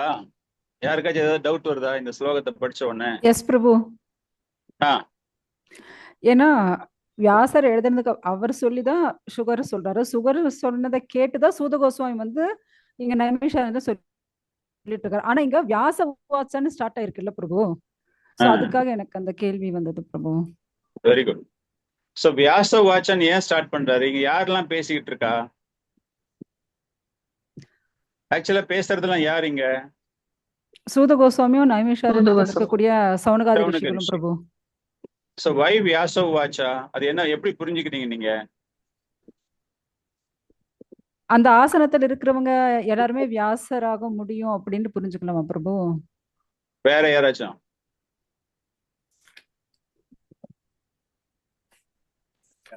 அவர் வந்து வியாசர்ட்ட இருந்து கேட்டார்ல பிரபு, அதனால நான் வியாசர்ட்ட இருந்து கேட்டதை சொல்றேன் அப்படின்னு சொல்றதுக்காக வியாசர் வாச்சன்னு சொல்றாரு பிரபு. ஓகே, ஓரளவுக்கு கரெக்டா வந்திருக்காரு பிரபு. வேற யாராச்சும் ட்ரை பண்றீங்களா? இல்ல, அதுதான் பெர்ஃபெக்டானதா அவரு சொன்னா, வியாசர் சொன்னா பெர்ஃபெக்டா இருக்குன்றதுனால அவருடைய வேர்டை யூஸ் பண்றாங்கன்னு நான் நினைக்கிறேன். வியாச உவாச்ச. ஆக்சுவலா பிரபு, அதாவது வியாசதேவர் இப்படி சொன்னாரு அப்படின்னு சொல்லிட்டு சூத கோஸ்வாமி இப்ப அந்த கொஸ்டின்லாம் ஆன்சர் பண்றதுக்கு முன்னாடி சூத கோஸ்வாமிய வியாசர் இப்படி சொன்னாருன்னு சொல்லிட்டு ஆரம்பிக்கிறாரு. ஓகே, ஸோ ஆல்மோஸ்ட் எவ்ரிபடி ஓரளவுக்கு கொஞ்சம் நீங்க எல்லாமே கிட்ட வந்திருக்கீங்க. இதை ரொம்ப எளிமையாக புரிந்து கொள்வதற்காக நான் ஒரு சின்ன ஒரு உதாரணம் ஒண்ணு கொடுக்குறேன். ஃபர்ஸ்ட் சாப்டர்ல அந்த சீனை மட்டும் சொல்லியிருக்காங்க பிரபுஜி. அந்த சூழ்நிலையை மட்டும் சொல்லியிருக்கா. Okay, no problem, no issues. இப்போ நீங்க எல்லாமே வந்து ஓரளவுக்கு தமிழ் இலக்கியம், ஒரு சில தமிழ் இலக்கியம் நான் உங்களை எல்லாருமே புரிஞ்சுக்கணுங்கிறதுக்காக சொல்றேன். சாண்டில்யன் ஒருத்தர் இருந்தார், தெரியுமா? சாண்டில்யன், பொன்னியின் செல்வன் எல்லாம் கேள்விப்பட்டிருக்கீங்களா? தமிழ் சினிமா கிடையாது. பொன்னியின் செல்வன் இல்ல அப்படிங்கிறது ஒரு கதை மிகப்பெரிய கதை ஆசிரியர்கள் கல்கி கல்கின்னு ஒருத்தர் எழுதினாரு. So, அந்த காலத்துல பாத்தீங்கன்னா சாண்டில்யன், ஜெயகாந்தன் அவங்க எல்லாம் ரொம்ப பிரபலமாக. சோ இப்ப இந்த சாண்டில்யன் வந்து ஒரு புத்தகம் ஒண்ணு எழுதுறாரு. அந்த புத்தகம் வந்து ஒரு மன்னரை பற்றியும் ஒரு அரசனை, அதாவது ஒரு அமைச்சரை பற்றியும். அப்போ அந்த ஆரம்பிக்கும் போது அவர் மன்னர் கூறினார், அதை கேட்ட அந்த அமைச்சர் சிரித்தார் அப்படின்னு ஒரு லைன் இருக்கு வச்சுக்கோங்களேன். அப்போ படிக்கிற நமக்கு ஏதாச்சும் கன்ஃபியூஷன் ஆகுமா? என்னடா அது சாண்டில்யன் தானே எழுதுறாரு இந்த புத்தகத்தை, சாண்டில்யன் கூறினார்னு தானே ஆரம்பிக்கணும், எதுக்கு மன்னர் கூறினார் அமைச்சர் சிரித்தார் அப்படின்னு சொல்றாரு அப்படின்னு நம்ம நினைக்கிறோம் இல்லையா? சோ அது போல இந்த இடத்துல பாத்தீங்க அப்படின்னாலே பிரபுபாதர், ஸ்ரீதர் சுவாமிகள், விஷ்ணா சக்கர தாக்கூரர் அவங்க எல்லாருமே கொடுக்கக்கூடிய ஒரு விளக்கம் என்ன அப்படின்னா, அந்த குரு பரம்பரையில் வந்த ஒரு செய்தியை இங்கு சூத கோஸ்வாமி தருகிறார். வியாசோ வாச்சா, இது ஆக்சுவலா நீங்க பாத்தீங்க அப்படின்னா பாகவதம் அப்படிங்கிறது பகவானால் பிரம்மதேவனுக்கு போதிக்கப்பட்டது, பிரம்மதேவன் நாரதருக்கு, நாரதர் சனத்குமாரர்களுக்கு அப்படின்னு பாத்தீங்கன்னா அந்த ஆர்டர் அப்படியே வந்துகிட்டே இருக்கும். ஆனா எனக்கு மனதில் ஏன் அமைதி கிடைக்கவில்லை அப்படின்னு வியாசதேவர் வருத்தப்படும் பொழுது நாரத முனி அவர்கள், இந்த மாதிரி நீ தப்பு பண்ணிட்டப்பா, பகவானை பத்தி நீ ஒண்ணுமே எழுதல, பகவானினுடைய லீலைகளை எல்லாம் எழுது அப்படின்னு அவர் சொல்றாரு. சோ நம்ம இந்த சாப்டர் ஆரம்பத்துல போய் பார்க்கும்போது அவங்க கேட்கிற கேள்வி எப்படி இருக்கு? பகவானினுடைய லீலைகளை பற்றி தெரிந்து கொள்வதற்கான விஷயங்கள் தான். முதல் 3 ஸ்லோகங்களுமே நம்ம பார்த்தோம் அப்படின்னாலே, பாகவதம் அப்படின்னா என்னது? It talks about supreme Lord. பகவானை பத்தி பேசுது அப்படின்னா பகவானுடைய லீலைகளை பற்றி பேசுவது. சோ நீங்க ரிலேட் பண்ணீங்க அப்படின்னா நாரத முனி வியாசதேவரை எழுத சொல்லியது என்னது? பகவானினுடைய லீலைகளை எழுது, உனக்கு நிம்மதி கிடைக்கும், மக்களுக்கு அதன் மூலமாக ஈர்ப்பு கிடைக்கும், இந்த பௌதிக பந்தங்களிலிருந்து அவர்கள் விடுபடுவார்கள் அப்படிங்கிற மாதிரி தான் அவர் அட்வைஸ் கொடுக்கிறாரு. சோ டெக்னிக்கலி ஸ்பீக்கிங் இந்த பாகவதம் அப்படிங்கிறது இப்போ ஃபர்ஸ்ட் எழுதுனது யாரு அப்படின்னா வியாசதேவர், தொகுத்தவர். இதுக்கு முன்னாடி அவ்வளவு பேர் பேசியிருக்காங்க, அதை பத்தி எல்லாம் நமக்கு ஒன்றும் பிரச்சனையே கிடையாது. பட் இந்த மனித சமுதாயத்திற்காக தொகுத்து வழங்க சொன்னது நாரத முனி, அதை செய்தவர் வியாசதேவர். சோ அந்த குரு பரம்பரை அப்படின்னு பார்க்கும்போது அதன் பிறகு சுகதேவ கோஸ்வாமிக்கு கூறப்பட்டது, வியாசதேவருக்கு நாரத முனியிடமிருந்து பெறப்பட்டது, நாரத முனிக்கு பிரம்மதேவரிடமிருந்து பெறப்பட்டது அப்படின்னு பார்க்கும்போது அந்த பரம்பரா சிஸ்டம்ல அந்த குரு சிஷ்யன், அந்த சங்கிலி தொடர் அப்படிங்கிறோம் இல்லையா, அந்த மாதிரி பார்க்கும்போது இந்த ஸ்ரவணம் என்பது அந்த சங்கிலி தொடரில் தான் நாம் கேட்க வேண்டும் அப்படிங்கிறதுக்காக நம்ம பார்த்தோம். அப்படி நிறைய இடங்கள்ல பாத்தீங்கன்னா ஃபர்ஸ்ட் கேண்டல் வந்து வியாசோ வாச்சா, சூதோ வாச்சா, சவுனகோ வாச்சா அப்படின்னு. So we are all hearing from the parampara. So அதனால தான் நம்ம வந்து இந்த இடத்துல பாக்குறோம். ஸோ ஸ்ரீதர சுவாமிகள் சொல்லும்போது அவர் என்ன சொல்றாரு அப்படின்னா, வியாசா அப்படிங்கும்போது அவர் தான் அங்கீகரிக்கப்பட்டவர். இந்த ஒரு நரேஷன் என்ன சொல்றது, நரேஷனுக்கு இந்த ஒரு பொருளை விளக்கம் அளிப்ப அங்கீகரிக்கப்பட்டவர், இந்த காட்சிகளை நமக்கு தெளிவுபடுத்துகிறார். சோ இந்த சீன் எல்லாம் நமக்கு வந்து தெரியப்படுத்துறது என்ன அப்படிங்கிறது, already the script has been written. கதையாசிரியர் வந்து கதை எல்லாமே எழுதிட்டாரு, அதை பார்த்து ஒருத்தர் டைரக்ஷன் ஒருத்தர் பண்றாரு, இந்த காட்சிகள் எல்லாம் இப்படி அமைக்கணும் அப்படிங்கிறார். அது மாதிரி இந்த இடத்துல வியாசதேவர் ஆல்ரெடி எல்லாமே கொடுத்துட்டார். என்ன கொடுத்துட்டாரு? கேள்விகள்லாம் கொடுக்கல அவரு, கேள்விகளுக்கான பதில்களை எல்லாமே அவர் ஆல்ரெடி கொடுத்தாச்சு. சோ எந்த மாதிரி கேள்வி கேட்டாலும் பதில் இஸ் ஆல்ரெடி தேர். சோ சூத கோஸ்வாமி புதுசா ஒரு பதிலை கண்டுபிடிச்சு சொல்ல போறது கிடையாது, ஆல்ரெடி எல்லாமே இருக்கு. கூகுள் சர்ச்ல போய் நீங்க ஒரு சர்ச் போட்டீங்கன்னா ஆட்டோமேட்டிக்கா உங்களுக்கு எல்லா நியூஸும் வரும். சோ நீங்க கேட்ட கேள்விக்கு அப்புறமா தான் கூகுள் வந்து உங்களுக்கு ஆன்சர் பண்ண போறது கிடையாது, ஆன்சர் இஸ் ஆல்ரெடி அவைலபிள். அதே மாதிரி நீங்க 10 கேள்வி வித்தியாசமா கேட்டீங்கன்னா கூட பதில் ஒரே மாதிரி பதில் அது கொடுத்துக்கிட்டே இருக்கும். சோ சூத கோஸ்வாமி வியாசதேவர் கொடுத்த பதிலை இங்க எடுத்து கொடுக்க போகிறார். கேள்விகள், பல்வேறு கேள்விகள் சாதுக்கள் கேட்டதினால் சூத கோஸ்வாமி மகிழ்ச்சி அடைந்து அந்த கேள்விகளினுடைய தன்மைகளுக்கு அவர் மரியாதை கொடுத்து அவர் பேச துவங்குகிறார். பேசுவது எதை பேசுகிறார்? பதில் ஆல்ரெடி வியாசதேவரால் கொடுக்கப்பட்டிருக்கிறது. அந்த இடத்துல நைமிஷாரண்யத்துல வியாசதேவர் பிசிக்கலி இஸ் நாட் பிரசன்ட், அவர் உடல் மூலமாக அவருடைய உடல் அந்த இடத்துல கிடையாது. இருந்தாலும் பிரபுபாதர் புத்தகங்கள் எல்லாமே எழுதி வச்சுட்டு போயாச்சு, நம்ம படிக்கிறோம், எங்கேயோ போய் ஒரு லெக்சர் எடுக்கிறோம். எடுக்கும்போது நம்ம என்ன சொல்றோம்? பிரபுபாதர் has told like this, பிரபுபாதர் has told like this அப்படின்னு சொல்றோம். அந்த மாதிரி இந்த இடத்துல வியாசவ் வாச்சா அப்படின்னா ஆல்ரெடி டோல்டு பை. அதனால இந்த இடத்துல இந்த ஒரு வர்ஸ்ல நம்ம வியாசவ் வாச்சா அப்படிங்கிற ஒரு ஆரம்பம் நமக்கு புரிந்திருக்கிறது. அவர் அந்த மாதிரி ஒரு பணிவான முறையில் அவர் அந்த வணக்கத்தை அனைவருக்கும் தெரிவித்த அவர் சூத கோஸ்வாமி எல்லாருக்கும் வணக்கத்தை தெரிவிக்கிறார். குருவிற்கு தெரிவிக்கிறார், தேவர்களுக்கு தெரிவிக்கிறார். காரணம் என்ன அப்படின்னா, இந்த நிகழ்வுகள், அதாவது இந்த பாகவதத்தினுடைய போதனைகள் அவருக்கு வந்து என்னத்தை கொடுக்க போகுது அப்படின்னா ஞானத்தையும் வைராகியத்தையும் தரப்போகிறது. சோ அந்த ஞான வைராகியம் அப்படிங்கிறது அந்த குருவின் மூலமாக அவருக்கு கிடைக்குது அப்படிங்கிறது இந்த ஸ்லோகம், அடுத்த ஸ்லோகம், இன்னும் 3வது ஸ்லோகம், அது எல்லாத்துலயுமே அவர் சொல்ல போறாரு. அந்த குருவிற்கு தன்னுடைய பணிவான வணக்கங்களை அவர் தெரிவிக்க போகிறார். So before answering any questions, அவங்க கேட்ட கேள்விகளுக்கு டைரக்டா பதில் சொல்லாம இதுக்கெல்லாம் நான் தகுதியே அற்றவன், எனக்கு ஒரு தகுதியுமே கிடையாது, நானா உங்களுக்கு எந்த பதிலுமே சொல்லல, இது எல்லாமே ஆல்ரெடி இருக்குது, அத உக்ரஸ்ரவா நான் கேட்டது அப்படியே நான் உங்களுக்கு ரிப்பீட் பண்றேன். அதனாலதான் நம்ம வந்து நிறைய பாகவத வகுப்புகள்லாம் போய் பார்க்கும்போது பாத்தீங்க அப்படின்னா அந்த சம்பிரதாய அடிப்படையில் நாம் வந்து சொல்ல வேண்டும். எதற்காக நம்ம வந்து வேற சம்பிரதாயத்திங்கள இருக்கிறவங்களை வந்து நம்ம கேட்கக்கூடாது, வெளிமக்களினுடைய பாகவத சப்தாகத்தை நாம் கேட்கக்கூடாது அப்படின்னு சொல்வதற்கான ஒரு காரணம் என்ன அப்படின்னா, அது கலங்கமடைந்த விஷயங்களை அவர்கள் கூறுவார்கள்.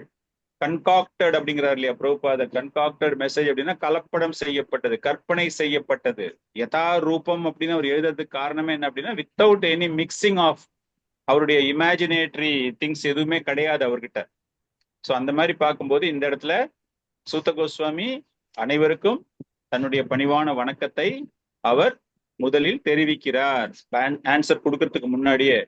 ஸோ வியாசதேவருக்கு தன்னுடைய பணிவான வணக்கத்தை தெரிவித்து விட்டு அவர் சொன்ன விஷயத்த நான் உங்களுக்கு எல்லாருக்குமே சொல்ல போறேன், அதுக்கு முன்னாடி என்னுடைய பணிவான வணக்கங்கள் அப்படின்னு சொல்லிட்டு again is going in to the second shloka. அந்த 2வது ஸ்லோகத்துல யாருக்கு அவர் தன்னுடைய மரியாதையை தெரிவிக்கிறார் அப்படிங்கிற விஷயத்த நம்ம பார்க்கிறோம். ஒரு நிமிஷம், ஜஸ்ட் கோ டு தி சூத உவாச யம் பிரவர்ஜந்தம் அனுபேதம் அபேத கிருத்யம் த்வைபயானோ விராக காதர அஜூஹவா புத்ரேதி தன்மயதயா தரவோ அபிநேதுஷ் தம் சர்வபூத கிருதயம் முனிம் ஆனதோ அஸ்மி. யாராவது படிக்க விரும்புறீங்களா ஸ்லோகம்? அப்பப்போ படிங்க நடுவுல, so that we get a familiarity of Sanskrit words. படிக்கிறேன் பிரபுஜி. யாரு? ரோகிணி மாதாஜி. படிங்க மாதாஜி, படிங்க. எது பிரபு? மொழிபெயர்ப்பு பொருளுரையா? ஸ்லோகா படிங்க, அதுக்கப்புறமா டிரான்ஸ்லேஷன் படிங்க, மொழிபெயர்ப்பு வேண்டாம். யம் பிரவரஜந்தம் ஸ்ரீ சூத உவாச யம் பிரவரஜந்தம் அனுபேதம் அபேத கிருதயம் தைவ பயானோ விரக கதார ஆஜுஹவாக புத்ரேதி தன்மயதயா ரவோ பீனஸ்துஷ் தம் சர்வபூத ஹிருதயம் முனிம் அனதோஷ்மி. ஸ்ரீ சூத கோஸ்வாமி உவாச்ச கூறினார், எம் யாரை பிரஜரஜந்தம் துறவு வாழ்வை ஏற்கச் செல்லும் பொழுது அனுபேதம் பூநூலால் புனிதப்படுத்தப்படாமல் அபேத சடங்குகளை பின்பற்றாமல் கிருதயம் விதிக்கப்பட்ட கடமைகள் துவைபாயன வியாசதேவர் பிறக பிரிவு கதர அதற்கு அஞ்சி ஆகுஹவா கதறினார், புத்திர ஹிதி ஓ என் மகனே, தத் மயாதயா அதை போலவே லயத்து போன திரவ மரங்கள் எல்லாம் அபிநேது எதிரொலித்தன தம் அவரிடம் சர்வ எல்லா பூத ஜீவராசிகளுக்கும் இதயம் முனிவருக்கு ஆனத அஸ்மி வணக்கங்களை சமர்ப்பிக்கின்றேன். மொழிபெயர்ப்பு. ஸ்ரீல சூத கோஸ்வாமி கூறினார், எல்லோருடைய இதயத்துக்குள்ளும் புகக்கூடியவரான அந்த மாமுனிவரிடம் சுகதேவ கோஸ்வாமி எனது பணிவான வணக்கங்களை நான் சமர்ப்பிக்கின்றேன். உயர்ந்த வகுப்பினரால் அனுஷ்டிக்கப்படுவதான பூநூல் அணியும் சீர்திருத்த சடங்கை மேற்கொள்ளாமல் துறவு வாழ்வை சந்நியாசம் ஏற்பதற்காக வீட்டை விட்டு அவர் வெளியேறிய போது அவரது தந்தையான வியாசதேவர் அவருடைய பிரிவுக்கு அஞ்சி மகனே என்று கதறினார். உண்மையில் அதே போன்ற பிரிவுணர்ச்சிகளில் லயத்து போன மரங்கள் மட்டுமே துயரத்தில் ஆழ்ந்த தந்தைக்கு மறுமொழியாக எதிரொலித்தன. ஹரே கிருஷ்ணா. தேங்க்ஸ் பிரபுஜி. ஹரே கிருஷ்ணா. தேங்க்யூ மாதாஜி.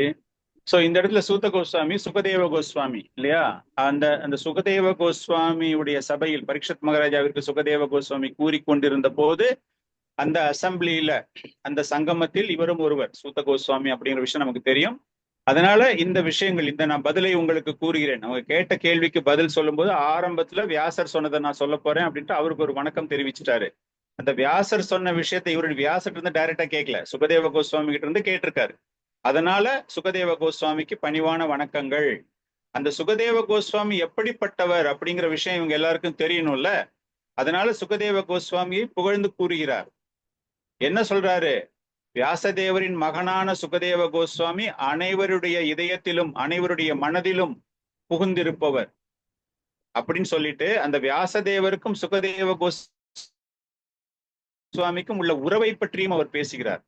மகனினுடைய பிரிவிற்காக வருந்திய சுகதேவ வியாசதேவர்.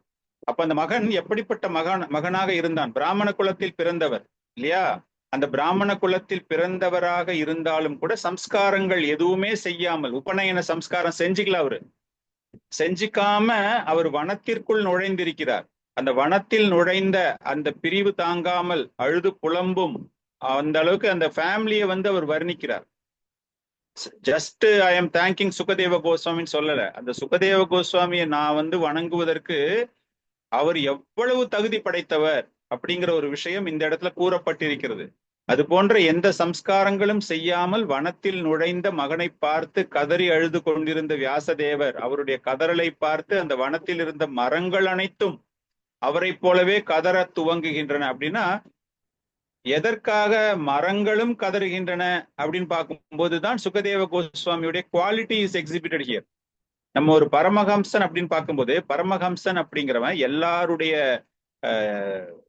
ஜீவாத்மாக்கள் சொல்றோம், எல்லாருடைய இதயங்களிலும் வீற்றிருக்கக்கூடிய பரமாத்மாவை காணக்கூடிய தன்மை பெற்றவன், அவருடைய இன்பத்திலும் துன்பத்திலும் தன்னையும் சேர்த்து கொள்பவன் அப்படிங்கிற ஒரு டெஃபினிஷன் பரமஹம்சாக்கு நம்ம பார்க்கிறோம் இல்லையா? சோ மரங்கள் அப்படின்னா அதுக்கும் உயிர் இருக்கின்றன, அதற்கும் ஜீவன் இருக்கின்றன. அந்த ஜீவன்களும் இவரை பார்த்து அழுகின்றன. அந்த தகப்பனார் அழுததை பார்த்து அந்த மரங்களும் அழுகின்றன. அப்படின்னா சுகதேவ கோஸ்வாமியுடைய பெருமைகள் அந்த அளவுக்கு இவரிடம் வர்ணிக்கப்படுகின்றன. சோ அப்படிப்பட்ட சுகதேவ கோஸ்வாமிக்கு என்னுடைய பணிவான வணக்கங்கள். இப்ப சுகதேவ கோஸ்வாமி யார் அப்படிங்கிற ஒரு விஷயத்தை நாம் தெரிந்து கொள்ள முயற்சி செய்வோம். உங்க நிறைய பேருக்கு தெரிஞ்சிருக்கும் சுகதேவ கோஸ்வாமியை பற்றி. இருந்தாலும் இந்த அளவுக்கு பெருமையாக அவரிடம் தன்னுடைய மரியாதையை அவர் செலுத்துகிறார் அப்படின்னா, சுகதேவ கோஸ்வாமி வேத கலாச்சாரங்கள்ல வேதங்களில் பார்க்கும்போது மிக சிறந்த ஒரு இடத்தை பெற்றிருக்கிறார். வியாசதேவருக்கு இணையாக பார்க்கக்கூடிய நிலையில் சுகதேவ கோஸ்வாமி. ஏன் சொல்ல போனா வியாசதேவரே சுகதேவ கோஸ்வாமியிடம் பணிவான முறையில் பாகவதத்தை கேட்டு இருக்கிறார். அவர் தான் எழுதியிருக்கார், அவர் தான் தொகுத்து வழங்கி இருக்கிறார். இருந்தாலும் தொகுத்து வழங்குபவரை காட்டிலும் அதை கேட்கும் போது, அதை கூறும்போது சுவை அதிகரிக்கின்றது அப்படிங்கிறதுக்கு ஒரு மிகச்சிறந்த ஒரு உதாரணம் வியாசதேவரும் நாரத முனியும் அந்த சபையில் இருந்து சுகதேவ கோஸ்வாமி பரீட்சித் மகாராஜாவிற்கு போதித்ததை கேட்கிறார்கள். சோ அந்த அளவுக்கு இஸ் அன் எக்ஸ்ட்ராடினரி பர்சன். இந்த வேதங்கள் வேத வரலாற்றில் அப்படின்னு பார்த்தோம் அப்படின்னா சுகதேவ கோஸ்வாமிக்கு ஒரு மகாபாகவத நிலை. மகாபாகவத நிலைன்னா முற்றிலும் துறந்தவர்னு கொஞ்சம் கூட அட்டாச்மெண்ட் கிடையாது. அப்படிப்பட்டவர் மகாராஜ் பரீட்சித்திற்கு அந்த பாகவதத்தை வழங்குகிறார். வியாசதேவருடைய மகன் அப்படிங்கிற ஒரு விஷயம் தெரியும் நம்ம எல்லாருக்குமே. 16 வருடங்கள் தன்னுடைய தாயின் கருவில் அவர் இருந்திருக்கிறார். வெளியே வர்றதுக்கு அவருக்கு விருப்பம் கிடையாது. காரணம் இந்த பௌதிக வாழ்க்கை, அந்த மாயை, தன்னுணர்வு பெற்ற ஆத்மா அப்படிங்கிற ஒரு விஷயம். காரணம் அவர் அதுக்கு முன்னாடியே அவர் கைலாய மலையில் பரமசிவன் பார்வதிக்கு வழங்கிய பாகவதத்தை கேட்டிருக்கிறார். சுகா ஒரு கிளி ரூபத்தில். அமர்நாத்துக்கு நீங்க போனீங்கன்னா பார்க்கலாம். அமர்நாத்துக்கு நானு, என் மனைவி, என் மகன், நாங்கெல்லாம் 2016 நாங்க போனோம். எங்களுக்கு அந்த பச்சை கிளி தெரிந்தது. நிறைய பேர் சொல்லுவாங்க அந்த கிளி இன்னும் அங்கதான் சுத்திக்கிட்டு இருக்கு, அந்த அமர்நாத்ல தான் இருக்கு அப்படின்ட்டு. அங்க போகும்போது ஃபர்ஸ்ட் டே நாங்க போனோம். தர்சனம் ஆரம்பிக்கிற முதல் நாள். அது ஒவ்வொரு வருஷமும் க்ளோஸ் பண்ணிட்டு ஒரு நாள்ல ஆரம்பிப்பாங்க. ஆக்சுவலா நாங்க செகண்ட் டே போறதுக்கு தான் பிளான் பண்ணியிருந்தோம். எங்களுக்கு அப்பாயின்மெண்ட் அப்பதான் கிடைச்சது. பட் ஃபர்ஸ்ட் டே என்ன ஆயிடுச்சு அப்படின்னா, first day too much of snowfall அப்படிங்கறதால ரோடு கம்ப்ளீட்டா பிளாக் பண்ணிட்டாங்க, யாரையுமே அனுப்பல. அதனால 1வது நாளுக்கு அப்பாயின்மெண்ட், 2வது நாள் அப்பாயின்மெண்ட் 2 பேரையும் சேர்த்து அனுப்பிச்சாங்க. அந்த பனி சறுக்கல் பாறைகள்ல நடந்து போய் பாக்குறது அப்படிங்கிறது அது தெரியல, அது எங்களுக்கு பகவானுடைய பாக்கியமா இல்ல என்னன்னு தெரியல, எங்களால அங்க போக முடிஞ்சது. அப்ப பார்க்கும்போது அந்த பச்சை கிளி அந்த இடத்துல பறந்து கொண்டிருப்பதை நாங்க பார்த்தோம். சோ அந்த குளிர்ல, அவ்வளவு குளிர் அந்த பனி மலையில அந்த கிளி. சோ அந்த சுகதேவ கோஸ்வாமி அந்த கிளி ரூபத்தில் அந்த பாகவதத்தை கேட்கிற அந்த கதை எல்லாமே உங்களுக்கு தெரிஞ்சிருக்கும். அது அந்த தாயினுடைய கருவில் இருக்கின்றன, 16 வருடங்கள் இருக்கின்றன. அது வெளியே வர தயங்குகிறது. காரணம், நான் மாயையினுடைய தாக்கத்தில் நான் அதுல போட்டுடுவேன், மாட்டிப்பேன் அப்படின்னு. அதன் பிறகு பகவான் கிருஷ்ணர் அவருடைய உத்தரவாதத்தில் அவர் எப்படி வியாசதேவர் பகவானை பிரார்த்திக்கிறார், 16 வருடங்களாக அந்த கருவில் இருக்கின்றான், மகன் வெளியே வரமாட்டேங்கிறான் அப்படின்னு பகவானை பிரார்த்தனை செய்யும் பொழுது பகவான் கிருஷ்ணர் வெளியே வந்து அவர் கிவிங் அ பர்சனல் அஷூரன்ஸ், உத்தரவாதம் தருகிறார். உனக்கு ஒண்ணுமே ஆகாதுப்பா, உன்னை யாராலையும் தீண்ட முடியாது, எந்த சக்தியாலும் உன்னை தீண்ட முடியாது, நீ வந்து பரமஹம்ச நிலையில் இருக்கிறார், மகாபாகவத நிலையில் இருக்கிறாய் அப்படிங்கிற ஒரு அஷூரன்ஸ் கொடுத்த உடனே தான், அந்த நிபந்தனையின் அடிப்படையில் தான் சுகதேவ கோஸ்வாமி வெளியே வருகிறார். வெளியே வந்தவர் சும்மா இல்ல, உடனே என்ன பண்ணிடுறாரு, காட்டுக்குள்ள ஓடி போயிடுறாரு. நான் இங்க இருக்க மாட்டேன், இருந்தா எனக்கு வந்து பிரச்சனை ஆயிடும், ஏதாச்சும் மாயா தாக்கும். பகவான் அஷூரன்ஸ் கொடுத்து கூட அவர் என்ன பண்றாரு, வனத்திற்கு சென்று விடுகிறார். வியாசதேவர் பின்னாடியே ஓடுறாரு, அழுது கொண்டே ஓடுகிறார். புத்திரேதி தன் மாயா தயா தரவோ அபிநேதுகு. இந்த பாக்குறோம் இல்லையா, இந்த ஸ்லோகத்துல பாக்குறோம் இல்லையா, அந்த மாதிரி மகனை தேடிக்கொண்டு அவர் புலம்பிக் கொண்டு அழுது கொண்டு ஓடிக்கொண்டிருக்கிறார். அந்த வனத்தில் உள்ள மரங்கள் எல்லாமே இட் இஸ் எக்கோயிங் த சேம். ஓ அழறாரு, புத்திரனை தேடிக்கொண்டு அழுகிறார் அப்படிங்கிற மாதிரி. காரணம், அவர் அந்த அளவுக்கு தன்னுணர்வு பெற்றவர். இந்த தன்னுணர்வு பெற்றவர் அப்படிங்கிறதுக்கு ஒரு கதையை கூட நம்ம படிச்சிருக்கோம் பாகவதத்துல. அவர் வந்து ஊர் தெருவில் நடந்து செல்லும் பொழுது வியாசதேவரை பார்க்கக்கூடிய பெண்கள் நிர்வாணமாக அந்த குளங்களில் குளித்து கொண்டிருப்பவர்கள் ஆடையை, தங்களுடைய மார்பு பகுதிகளை மூடிக்கொள்வார்கள். ஆனால் சுகதேவ கோஸ்வாமி போகும்போது அவங்களுக்கு வந்து அங்க ஒரு மனுஷன் போறாங்கிறதே தெரியாதான் அவங்களுக்கு, அப்படியே நிர்வாணமாக குளித்து கொண்டிருப்பார்களாம். காரணம் என்ன அப்படின்னா, முற்றிலும் தன்னுணர்வு பெற்றவர். அவர் யாரை பார்த்தாலும் அந்த இடத்துல பாக்குறது வந்து ஆத்மாதான். ஒரு காம கண்களோ இல்லைன்னா ஒரு பௌதீகமான ஒரு வஸ்து அங்க இருக்கிறதே, அதை நம்ம பாக்குறோமே அப்படிங்கிற ஒரு விஷயம் எல்லாமே அவருடைய மனதில் அது தெரியாது. அந்த பிரம்மன் தலத்தில் முழுமையாக பிறப்பிலிருந்தே அந்த பிரம்மன் தலத்தில் இருந்தவர் காடுகளில் நிர்வாணமாகத்தான் தெரிந்து கொண்டிருக்கிறார். சுகதேவ கோஸ்வாமி பரீட்சத் மகாராஜாவிற்கு அந்த போதனை தர வந்ததே நிர்வாண கோலத்திலோடு தான் வருகிறார், முற்றிலும் துறந்தவர். அந்த அளவிற்கு அவர் இருக்கும் பொழுது, அப்படி இருக்கும்போது எப்படி அவருக்கு பகவான் கிருஷ்ணர் மீது, காரணம் அவர் ஒரு பிரம்மவாதி. பிரம்மவாதி அப்படின்னா கிட்டத்தட்ட உருவமற்ற நிலையில் பகவானைத்தான் அவர் பிரார்த்தனை செய்து கொண்டிருக்கிறார். பகவானுடைய உருவத்தின் மீது எல்லாமே அவருக்கு நம்பிக்கையே கிடையாது. கம்ப்ளீட்லி இஸ் அ இம்பர்சனலிஸ்ட், மாயாவாதின்னு சொல்றோம் இல்லையா, அந்த மாதிரி ஒரு இம்பர்சனலிசம் தான் அவருக்கு. அப்படி இருக்கும்போது அவருக்கு பகவான் கிருஷ்ணர் மீது எப்படி ஒரு ஆர்வம் ஏற்பட்டது அப்படிங்கறதுதான் ஒரு கொஸ்டின். காரணம் என்னன்னா, Bhagavatam is completely about Krishna இல்லையா. ஃபர்ஸ்ட் 3 ஸ்லோகம் பாருங்க, பகவான் கிருஷ்ணரை பத்தி தான். இவருக்கு வந்து பகவான் கிருஷ்ணர் உருவத்தின் மீது நம்பிக்கை கிடையாது. நம்பிக்கையற்ற ஒருவர் வனத்தில் திரிந்து கொண்டிருக்கிறார், முற்றும் துறந்த நிலையில், தன்னுணர்வு பெற்ற நிலையில், பிரம்மவாதியாக அப்படி போயிட்டு இருக்கும்போது அவருக்கு எப்படி இந்த பாகவதத்தின் மீதோ அல்லது பகவான் கிருஷ்ணர் மீதோ, நம்ம ஒரு அற்புதமான ஒரு ஸ்லோகம் இருக்கு இல்லையா, ஆத்மா ராமஸ்ச முனையோ நிர்கிரந்த அபி உருக்கிரமே. தன்னுணர்வு பெற்ற பிரம்மவாதிகள் கூட பகவான் கிருஷ்ணரை பற்றி கேட்டால் அவர்களுக்கு ஆர்வம் உண்டாகும் அப்படின்னு நம்ம படிச்சிருக்கோம் இல்லையா. அந்த மாதிரி ஒரு ஆர்வம் தான் இவருடைய வாழ்க்கையிலும் ஏற்பட்டது.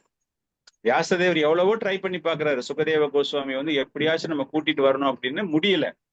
அப்படி இருக்கும்போது வியாசதேவரினுடைய சீடர்கள் அந்த வனத்துல போய் இவர்கிட்ட ஒன்னெல்லாம் பேசவே கிடையாது. இவர்கிட்ட பேசி வாப்பா நல்லா சொல்லி தருவார் உங்க அப்பா, அதெல்லாம் இருக்கு வா, அதெல்லாம் ஒன்னும் ஒரு பேச்சும் கிடையாது.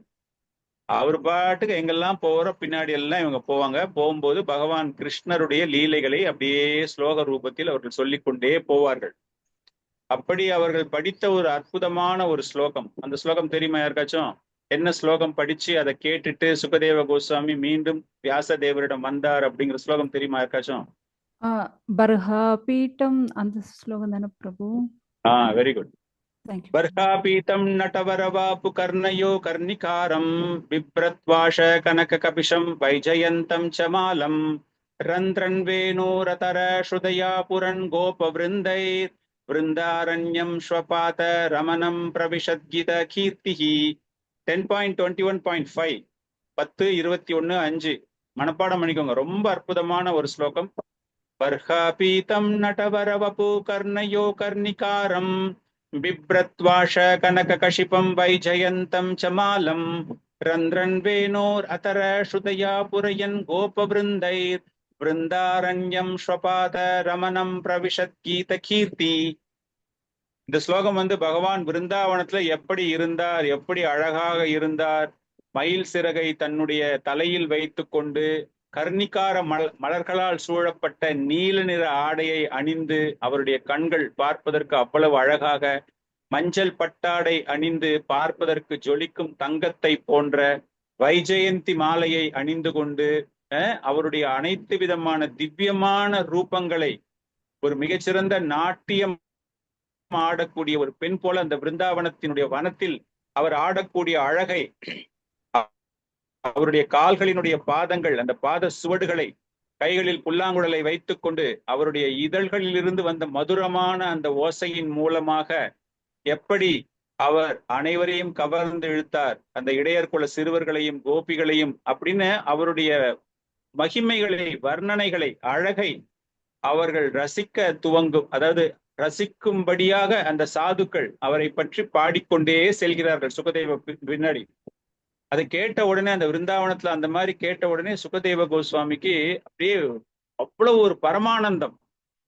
பரமானந்தம்னா பகவானுக்கு ரூபமே இல்லை அப்படிங்கிற ஒரு தத்துவத்தின் அடிப்படையில் ஒரு பிரம்மவாதியாக இருந்த அவர் பகவானினுடைய ரூபம் இவ்வளவு அழகாக இருக்கின்றதா அப்படின்னு கேட்டுட்டு அதை பின்பற்ற வேண்டும் அப்படிங்கிறதுக்காக யார் இந்த பாடலை எழுதியது, யார் இந்த பாட்டை உங்களுக்கு சொல்லி கொடுத்தாங்க அப்படின்னு அவங்க கிட்ட கேட்கும் போது அந்த சீடர்கள் இதெல்லாம் அவங்க அப்பா தான்ப்பா பண்ணாங்க அப்படின்லாம் சொல்லவே இல்லை. இது எங்களுடைய ஆன்மீக ஆசான் சொன்னது, எங்களுடைய டீச்சர் எங்களுக்கு சொல்லி கொடுத்துருக்காரு அப்படின்னு. யாருப்பா உங்க டீச்சர், எந்த ஸ்கூல்ல படிக்கிறீங்க, எனக்கு அட்மிஷன் கிடைக்குமா அந்த டீச்சர்ல, அந்த ஸ்கூல்ல எனக்கு கிடைக்குமா அட்மிஷன் அப்படின்ட்டு அதை தேடிக்கொண்டு அவர் வருகிறார். தன்னுடைய தகப்பனாரை தேடிக்கொண்டு வருகிறார். அப்படித்தான் அவர் வியாசதேவரோடு வருகிறார். வியாசதேவருடைய ஆசிரமத்தில் அவர் மீண்டும் வந்து சேர அவருக்கு பாகவதம் வியாசதேவரால் மீண்டும் போதிக்கப்படுகிறது. வியாசதேவர் நீங்க பாகவதம் ஃபுல்லா படிச்சீங்கன்னா ஒரு 3-4 வாட்டி அவர் கேட்பாரு. அதனால நம்மளுக்கு ஸ்பெஷலா எந்த இடத்துல உட்கார வச்சு என்னைக்கு ஃபர்ஸ்ட் டைம் சொன்னாரு அப்படின்னு யாராச்சும் கேள்வி கேட்டீங்கன்னா அதுக்கு பதிலே சொல்ல முடியாது. Because Sukadeva Goswami heard Bhagavatam many times. அவர் கிளியாக இருக்கும் போதே கேட்டிருக்காரு. தாயினுடைய கருவில் இருக்கும்போது வியாசதேவர் அப்பப்போ பாடுறதை கேட்டிருக்காரு. வியாசதேவர் தன்னுடைய சீடர்கள் மூலமாக அப்படியும் கேட்டிருக்காரு. இப்போ வியாசதேவர்கிட்ட நேரடியா அவர் இப்ப கேட்கிறாரு. அதனால அவருக்கு அந்த பாகவதம் அப்படிங்கிற ஒரு அறிவு maybe we can say by டிஃபால்ட்டே பகவானுடைய கருணை அவருக்கு அப்படியே இருந்து கொண்டே இருக்கிறது. இதுதான் சுகதேவ கோஸ்வாமி வியாசரிடம் வந்த ஒரு கதை. இந்த வியாசதேவர் நம்ம எல்லாருக்கும் இந்த சுகதேவ கோஸ்வாமி நம்ம எல்லாருக்குமே தெரியும். பரீட்சத் மகாராஜாவிற்கு அந்த தக்ஷகா அப்படிங்கிற ஒரு பாம்பு தீண்டி சிருங்கி முனி கொடுத்த ஒரு சாபம், 7வது தினத்தில் உன்னுடைய குலமே நாசமாகும், எரிந்து சாம்பலாகும், அந்த பாம்பு தீண்டப்பட்டு உனக்கு மரணம் கிடைக்கும் அப்படிங்கிற ஒரு சாபம். 7வது நாள் கங்கை கரையில் அவர் மரணிக்க போகிறார். 7 நாட்களுக்குள்ளே என்னுடைய உயிர் போக போகுது அப்படிங்கும்போது அந்த கங்கை நதிக்கரையில் அவர் நின்று கொண்டிருக்கிறார். அப்போ இந்த சாபம் கொடுக்கப்பட்டது கங்கை கரைக்கு வராரு அப்படிங்கும்போது எல்லா சாதுக்களுக்கும் எல்லா தேவர்களுக்கும் தெரியும் இந்த இடத்துல ஒரு பெரிய அதிசயம் நடக்க போகுது, இந்த இடத்துல பாகவதம் மீண்டும் பேசப்பட போகிறது. ஏன்னா அவங்க யாருமே டைரக்டா கேட்டதே கிடையாது. இதுக்கு முன்னாடி பகவான் பாத்தீங்க அப்படின்னா 1-to-1 டைரக்ட் ரிலே, நம்மளுக்கு அந்த சப்ஸ்கிரிப்ஷன் பே பண்ணியிருந்தாதான் நம்மளுக்கு கேட்க முடியும். அந்த மாதிரி 1-to-1 தான் பாகவதம் இதுக்கு முன்னாடி பேசப்பட்டிருந்ததே தவிர இந்த மாதிரி free relay, open relay first time is going to happen from Sukadeva Goswami to Parikshit Maharaja அப்படிங்கிற விஷயம் தெரிந்தவுடன் அந்த இடத்துல அவ்வளவு கூட்டம், எல்லா சாதுக்கள் எல்லாரும் வராங்க. எல்லாருக்குமே பகவானினுடைய ஒரு அமைப்பு, சுகதேவ கோஸ்வாமி தான் பேச போறாரு அப்படிங்கிற விஷயம் தெரியும். சோ அந்த இடத்துக்கு பரீட்சத் மகாராஜா நின்று கொண்டிருக்கிறார். நின்று கொண்டிருந்து அவர்களிடமே கேட்கிறாங்க, எனக்கு 7 நாள்ல மரணம் ஏற்பட போகுது, நான் என்ன செய்யணும் சொல்லுங்க. அவரு டைரக்டா எனக்கு ஸ்ரீமத் பாகவதம் எனக்கு சொல்லுங்கன்னு யாரையுமே கேட்கல. என்ன சொல்லணும் அப்படின்னு பார்க்கும்போது, நான் என்ன செய்யணும் 7 நாள்ல அப்படின்னா, எல்லாருமே கற்றறிந்த சாதுக்கள் அந்த இடத்துல இருக்காங்க. யாருமே வாயை திறந்து பதில் சொல்ல தயாராக இல்லை.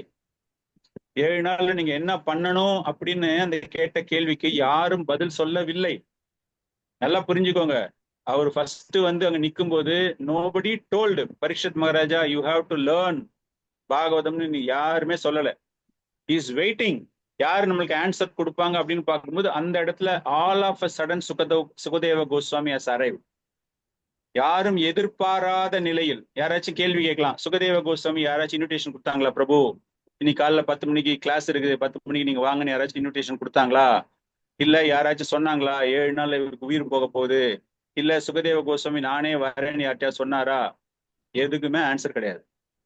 சுகதேவ கோஸ்வாமி அந்த இடத்துக்கு எப்படி வந்தார் என்றால், அது திரு பகவானினுடைய கருணையினால்தான், அவருடைய லீலையினால்தான். அவர் எதேச்சியாவும் அங்க வரல, யாராச்சும் கூப்பிட்டும் அங்க வரல. Everything is arranged by the supreme lord. பகவானுடைய முழுமையான ஒரு கருணை. சோ இப்படிப்பட்டவர் தான் இந்த சுகதேவ கோஸ்வாமி. சுகதேவ கோஸ்வாமியுடைய ஒரு சின்ன கொஸ்டின் கேட்கலாமா? யா ஹரே கிருஷ்ணா பிரபுஜி. நீங்க சொல்லிட்டு இருக்கும்போது குரு மூலமா தான் இந்த ஞானமும் வைராகியமும் கிடைக்கப்பெறுதுன்னு சொன்னீங்க இல்லைங்க பிரபுஜி? சோ நம்ம பாக்குறதுல பாத்தீங்கன்னா குரு ஞானம் நமக்கு கொடுக்குறாரு. சோ பக்தி பயிற்சி பண்றவங்க தானே அந்த தனிப்பட்ட வைராகியத்தை கடைபிடிக்கணும். இந்த வைராகியம் குரு மூலமா எப்படி நமக்கு கிடைக்குது? குரு மூலமா உங்களுக்கு என்ன கிடைக்குது? ஞானம் கிடைக்குது. வைராகியம்னா என்னது? வைராகியம்னா இந்த பக்தியை கடைபிடிக்கிறதுக்கு ஒரு நம்பிக்கை, திடமான நம்பிக்கை இல்லையா? திடமான நம்பிக்கை உங்களுக்கு வருது அப்படின்னா உங்களுக்கு நாலேஜ் அந்த கிடைக்கும். இப்போ உங்ககிட்ட ஒரு குரு நாளையில இருந்து 16 மாலை நீ சாண்டிங் கம்பல்சரியா பண்ணணும்னா நீங்க பண்ணுவீங்களா? பண்ண மாட்டீங்க.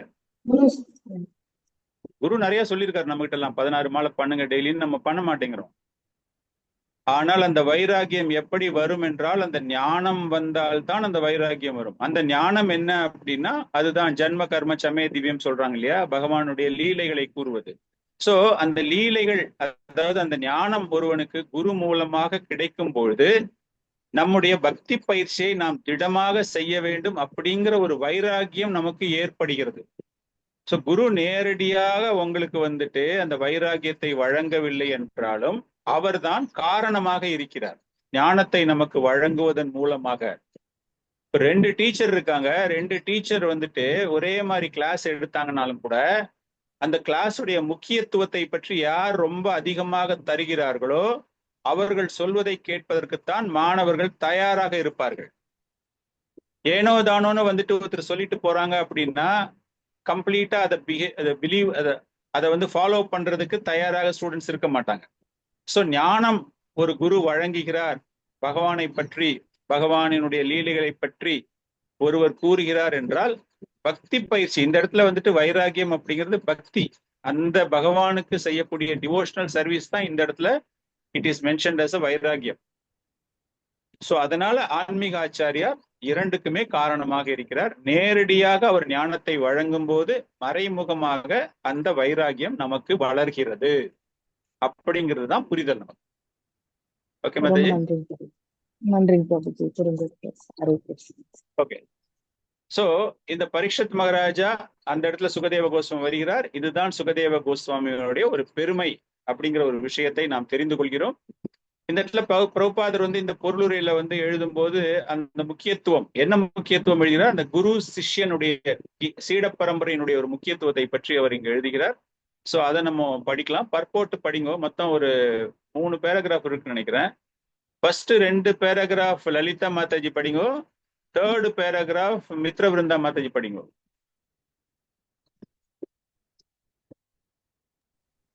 ஹரே கிருஷ்ணா பிரபு. ஹரே கிருஷ்ணா. செகண்ட்ல பொருளுரையா பிரபு? பொருளுரை மாதாஜி பர்போர்ட் பொருளுரை இருக்கு இல்லையா? ஃபர்ஸ்ட் 2 பேராகிராஃப் நீங்க படிங்க. 3rd பேராகிராஃப் மித்ர விருந்தா மாதாஜி படிப்பாங்க. வர்ணாசிரம அமைப்பு அதை பின்பற்றுபவர்களுக்கு பல ஒழுக்க விதிகளை நியமித்து உள்ளது. வேதங்களை கற்க விரும்பும் ஒரு மாணவன் ஓர் உண்மையான ஆன்மீக குருவை அணுகி தன்னை சீடனாக ஏற்றுக்கொள்ளும்படி அவரிடம் வேண்டிக் கொள்ள வேண்டும் என்று அத்தகைய விதிகள் கட்டளையிடுகின்றன. ஆச்சாரியர் அல்லது உண்மையான ஆன்மீக குருவிடமிருந்து வேதங்களை கற்க தகுதியுடையவர் என்பதற்கு அறிகுறியாக இப்பூநூல் உள்ளது. ஸ்ரீல சுகதேவ கோஸ்வாமி பிறப்பிலிருந்தே ஒரு முக்தி பெற்ற ஆத்மாவாக இருந்ததால் இத்தகைய புனிதப்படுத்தும் சடங்குகளை அவர் மேற்கொள்ளவில்லை. பொதுவாக ஒரு மனிதன் சாதாரண ஒரு ஜீவனாகவே பிறக்கின்றான். மேலும் இந்த புனிதப்படுத்தப்படும் முறையால் அவன் 2வது முறையாக பிறவி எடுக்கின்றான். ஆன்மதாகம் ஏற்படுவதை கண்டு ஆன்மீக முன்னேற்றத்திற்கான வழியை அவன் நாடும் போது வேத உபதேசங்களை பெறுவதற்காக ஓர் ஆன்மீக குருவை அவன் தேடி செல்கின்றான். ஆன்மீக குரு உண்மையான விசாரணைகள் செய்பவரை மட்டுமே தமது சீடனாக ஏற்று அவருக்கு பூநூல் அளிக்கின்றார். இவ்வாறாக அவர் ஒரு எனும் தகுதியை பெற்ற பின் ஒருவரால் வேதங்களை கற்க இயலும். வேதங்களை நன்றாக கற்றுணர்ந்த பின் ஒருவர் ஒரு விப்ரன் ஆகின்றான். விப்ரன் அல்லது தகுதி பெற்ற ஒரு பிராமணர் பிரம்மத்தை உணர்ந்து ஆன்மீக வாழ்வின் மேலும் தொடர்ந்து முன்னேற்றத்தை அடைந்து இறுதியாக வைஷ்ணவர்களின் நிலைக்கு உயர்கிறார். வைஷ்ணவரின் நிலையானது பிராமணருக்குரிய மிக மிக உயர்ந்த நிலையாகும். வைஷ்ணவர் என்பவர் ஆன்மீக தன்னுணர்வு பெற்ற கற்றறிந்த ஒரு பிராமணர் என்பதால் முன்னேற்றம் அடைந்து வரும் ஒரு பிராமணர் ஒரு வைஷ்ணவராவாரா என்பதில் சந்தேகமில்லை. ஹரே கிருஷ்ண பிரபு. ஹரே கிருஷ்ண பிரபு. ஸ்ரீல சூத கோஸ்வாமி துவக்கத்திலிருந்தே ஒரு வைஷ்ணவராக சுகதேவ கோஸ்வாமி துவக்கத்திலிருந்தே ஒரு வைஷ்ணவராக இருந்தார். ஆகவே வர்ணாசிரம அமைப்பின் எல்லா செயல்முறையையும் பின்பற்ற வேண்டிய அவசியம் அவருக்கு இருக்கவில்லை. பக்குவப்படாத ஒரு மனிதனை பகவானின் தூய பக்தனாக அல்லது ஒரு வைஷ்ணவராக மாற்றுவதே வர்ணாசிரம தர்மத்தின் முடிவான நோக்கமாகும். எனவே முதல் தரமான வைஷ்ணவரால் அல்லது உத்தம அதிகாரி எனப்படும் வைஷ்ணவரால் ஒருவர் வைஷ்ணவராக ஏற்றுக்கொள்ளப்படும் போது அவரது பிறப்பையோ கடந்த பல செயல்களையோ கருத்தில் கொள்ளாமல் தானாகவே அவர் ஒரு பிராமணராக கருதப்பட்டு விடுகிறார். ஸ்ரீ சைத்தன்ய மகாபிரபு இக்கொள்கையை ஏற்று ஸ்ரீல ஹரிதாஸ் தாக்கூரர் ஒரு முகமதிய குடும்பத்தில் தோன்றியவராய் இருந்தாலும் அவரை புனித நாமத்தின் ஆச்சாரியராக அங்கீகரித்தார். முடிவு என்னவென்றால் ஸ்ரீல சுகதேவ கோஸ்வாமி ஒரு வைஷ்ணவராக பிறந்ததால் பிராமணர் தன்மையும் அவருக்குள் ஐக்கியப்படுத்தப்பட்டிருந்தது. எவ்வித சடங்குகளையும் பின்பற்ற வேண்டிய அவசியம் அவருக்கு இருக்கவில்லை. தாழ்ந்த பிறவியைச் சேர்ந்த எவராயினும் அவன் ஓர் கிராதன், சூனன், அந்தரன் பிறவியைச் சேர்ந்த அந்தரன், புலிண்டன், புல்கஷன், ஆபிரன், சும்பன், யவனன், கசன் அல்லது இன்னும் கீழ்பட்டவனாக இருந்தாலும் அவன் வைஷ்ணவர்களின் கருணையால் மிக உயர்ந்த தெய்வீக நிலைக்கு உயர்த்தப்பட முடியும். ஸ்ரீல சுகதேவ கோஸ்வாமி ஸ்ரீல சூத கோஸ்வாமியின் ஆன்மீக குருவாவார். இதனால் நைமிசாரண்ய முனிவரின் கேள்விக்கு பதிலளிக்க துவங்கும் முன்பாக சில சுகதேவ கோஸ்வாமிக்கு தமது பணிவான வணக்கங்களை அவர் சமர்ப்பிக்கின்றார். Hare Krishna. Thank you sir. Hare Krishna. So ஒரு ஆன்மீக ஆச்சாரியாருடைய கருணை, அவருடைய பிளெஸிங்ஸ் எவ்வளவு முக்கியம் அப்படிங்கிறது இந்த ஒரு பர்போட்ல நமக்கு பிரபுபாதர் அவர்கள் வழங்குகிறார்கள். சோ சூத கோஸ்வாமி சுகதேவ கோஸ்வாமியை பிரார்த்தனை செய்து அவருக்கு பணிவான முறையில் வணக்கங்களை தெரிவித்த பிறகு அந்த சாதுக்களுக்கு பதிலளிக்க தயாராகி கொண்டிருக்கிறார். சோ அவர் இன்னும் ஆரம்பிக்கல. முதல்ல வியாசதேவருக்கு கொடுக்கிறார். அடுத்தது வந்துட்டு சுகதேவ கோஸ்வாமிக்கு 3வது ஸ்லோகத்துல என்ன பண்ண போறாருன்னு பார்க்கலாம். யஸ்வ அனுபவான் அகில ஸ்ருதிஷரம் ஏகம் அத்தியாத்ம தீபம் அதித்ரிசதம் தமோ அந்தம் சம்சாரிணம் கருணாயக புராண குஹ்யம் தம் வியாச சூனு உபயாமி குரும் முதினம். குணமை மாதாஜி படிங்க பார்க்கலாம். டிரான்ஸ்லேஷன் படிங்க பார்க்கலாம். ஹரே கிருஷ்ண பிரபு. ஜெய் ஸ்ரீ பிரபாத். முனிவர்களுக்கெல்லாம் ஆன்மீக குருவும் வியாசரின் புதல்வருமான சுகர் பௌதிக வாழ்வின் இருள் சூழ்ந்த பிரதேசங்களை கடக்க போராடும் ஆழ்ந்த பௌதிகவாதிகளின் மீதுள்ள பெரும் கருணையினால் வேத அறிவின் சாரமாகிய இந்த மிக இரகசியமான புராணத்தை சுயமாக கிரகித்து அனுபவித்த பின் பேசினார். அவரை நான் வணங்குகிறேன். ஹரே கிருஷ்ண. ஹரே கிருஷ்ணா. சோ சுகதேவ கோஸ்வாமியிடம் பணிவான வணக்கங்களை அவர் கேட்கிறார். அப்படிங்கும்போது அந்த சுகதேவ கோஸ்வாமியினுடைய பெருமைகளையும் கொஞ்சம் அப்படியே சொல்றாரு. இந்த ஸ்லோகத்துல பார்க்கும்போது எல்லா விதமான சாதுக்களுக்கும் குருவாக இருப்பவர் இல்லையா, சாதுக்களுக்கெல்லாம் மிக உயர்ந்த நிலையில் இருக்கக்கூடிய ஒரு சாது அவர் புராணத்தை பேசுகிறார் என்றால் அதில் எந்த விதமான மறைப்பொருளும் இல்லாமல் அனைத்தும் தெளிவாக புரியும்படி கூறக்கூடிய தன்மையுடையவர், வேதங்களினுடைய அனைத்து விதமான சாராம்சங்களையும் தரக்கூடியவர். அதை கேட்பதின் மூலமாக நீங்க மாத்திரம் கிடையாது, இதுக்கு பின்னாடி வருங்காலத்தில் யாரெல்லாம் கேட்கிறார்களோ, இந்த பாகவதத்தை யாரெல்லாம் கேட்கிறார்களோ அவர்களுக்கு அந்த முழுமையான ஒரு பலனை தரக்கூடிய வகையில் சுகதேவ கோஸ்வாமி அவர்கள் கூறுகிறார். அந்த உண்மையான ஒரு ஆத்மா, அந்த ஆத்மா அப்படிங்கிறது என்னது, உடல்ல இருக்கக்கூடிய ஆத்மா பற்றி தெரிந்து கொள்வதற்காகத்தானே எல்லாருமே முயற்சி பண்றாங்க. அந்த ஆத்மாவை பற்றி தெரிந்து கொள்வதற்காக இந்த அறியாமை அப்படிங்கிற ஒரு இருளிலிருந்து வெளியேறுவதற்கு அவருடைய ஞானம், அவருடைய இந்த சொற்பொழிவு எந்த அளவுக்கு பலனுள்ளதாக இருக்க போகிறது, அவருக்கு என்னுடைய பணிவான வணக்கங்கள்.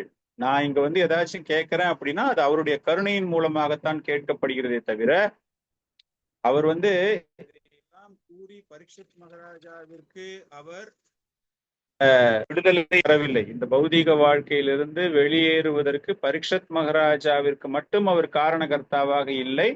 அவர் இந்த உலகில் உள்ள அனைவரையுமே, வருங்காலத்தில் வரக்கூடிய அனைவரையுமே இந்த பௌதீக பந்தங்களிலிருந்து விடுதலை அடைவதற்காக கூறப்பட்ட ஒரு விஷயம்.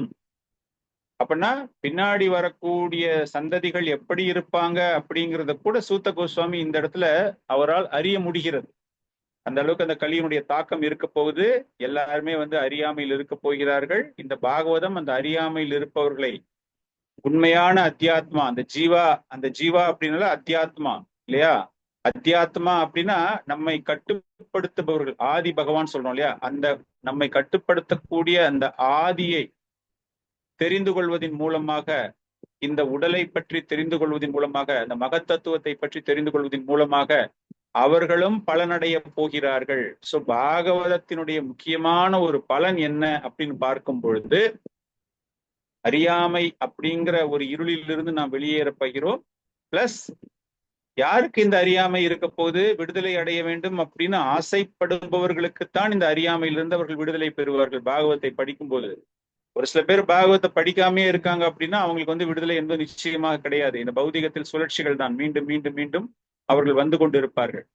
சோ இந்த ஸ்லோகத்துல பாத்தீங்க அப்படின்னா அப்படி சிறப்பு வாய்ந்த இந்த பாகவதத்தை வழங்கிய சுகதேவ கோஸ்வாமிக்கு, சோ இதுல ஒரு சில பதங்கள் பாத்தீங்க அப்படின்னா அந்த பாகவதத்தை வர்ணிக்கக்கூடிய ஸ்வ அனுபவம், அந்த பதத்துக்கு பாத்தீங்க அப்படின்னா ஸ்வ அனுபவம் அப்படின்னா அது பகவானுடைய ஒரு ரூபம். காரணம் என்ன அப்படின்னா பகவானினுடைய சப்த ரூபம், திவ்ய ரூபம், சாஸ்திர ரூபம் அப்படின்னு பார்க்கும்பொழுது அது இந்த ஸ்ரீமத் பாகவதம். இது பகவானினுடைய கருணை தன்னுடைய பக்தர்களின் மீது எதற்காக, அந்த அவித்யா, இக்னரன்ஸ், அறியாமை, அந்த அவித்யாவிலிருந்து அவர்கள் வெளியேறுவதற்காக பகவான் வழங்கிய ஒரு கருணை. அது அவருடைய மிகப்பெரிய ஒரு பரந்த மனப்பான்மையை சாதாரண மக்கள் கூட அதை புரிந்து கொள்ள வேண்டும் அப்படிங்கிறதுக்காக அதை தருகிறார். அது எப்படி தருகிறார்? அவருடைய ஆற்றல், கணக்கில் அடங்க முடியாத ஆற்றல் படைத்த, it is super brilliant Bhagavatam அப்படிங்கிறது. பாகவதம் அந்த மாதிரி ஒரு பிரில்லியண்டான ஒரு விஷயத்தை பகவான் தன்னுடைய முழு கருணையினால் இந்த உலக மக்களினுடைய நலனுக்காக தரப்பட்டிருக்கிறது. அதை வழங்கிய சுகதேவ கோஸ்வாமிக்கு என்னுடைய வணக்கங்கள் அப்படிங்கிற மாதிரி வருது. பட் அந்த ஒரு பர்டிகுலர் பதத்துக்கான ஒரு பொருளை நாம் பார்க்கும்போது அகில ஸ்ருதி சாரம். அகில ஸ்ருதி சாரம் அப்படின்னா அகில ஸ்ருதி சாரம். அகில ஸ்ருதினா என்னது? ஆல் வேதாஸ், எல்லா வேதங்களினுடைய சாரம் இந்த பாகவதம் இல்லையா? அது கர்மகாண்ட நிலையில், கர்மகாண்டம்னா என்னது? ஏதாச்சும் ஒரு யாக பயிற்சி செய்வதன் மூலமாக, இல்லை ஏதாச்சும் ஒரு ரிச்சுவல்ஸ் செய்யறது மூலமாக எனக்கு ஒரு சில வாழ்க்கையில முன்னேற்றம் அடையணும் அப்படின்னு ஒரு சில பேர் இருக்காங்க இல்லையா? சோ அந்த மாதிரி இந்த அகில ஸ்ருதி சாரம் அப்படின்னா அது எல்லாத்துக்குமே சாரமாக அமைந்திருக்கிற, அதன் மூலமாக அந்த ஞான காண்டம் அப்படிங்கிற பகுதி இல்லையா?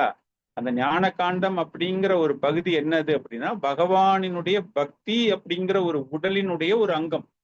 இப்ப பகவான் அப்படின்னு பார்க்கும்போதே பக்தி அப்படிங்கிற ஒரு உருவம் நமக்கு தெரியுதுல்ல. அந்த உருவத்தினுடைய, அந்த பக்தி உருவத்தினுடைய ஒரு அங்கம் தான் ஞானம். ஆனால் இந்த பாகவதம் என்பது அகில ஸ்ருதி, கர்மகாண்டத்தை பற்றிய விஷயங்கள் இருந்தாலும் அதில் அந்த ஞானம் அப்படிங்கிற பகுதியும் இருக்கின்றது. அதுல நீங்க பாத்தீங்க அப்படின்னா அது அந்த பகவானினுடைய பக்தி அப்படிங்கிற ஒரு ரூபத்தின் அங்கமாக இருப்பதினால் அதுதான் சாராம்சமாக பார்க்கப்படுகிறது.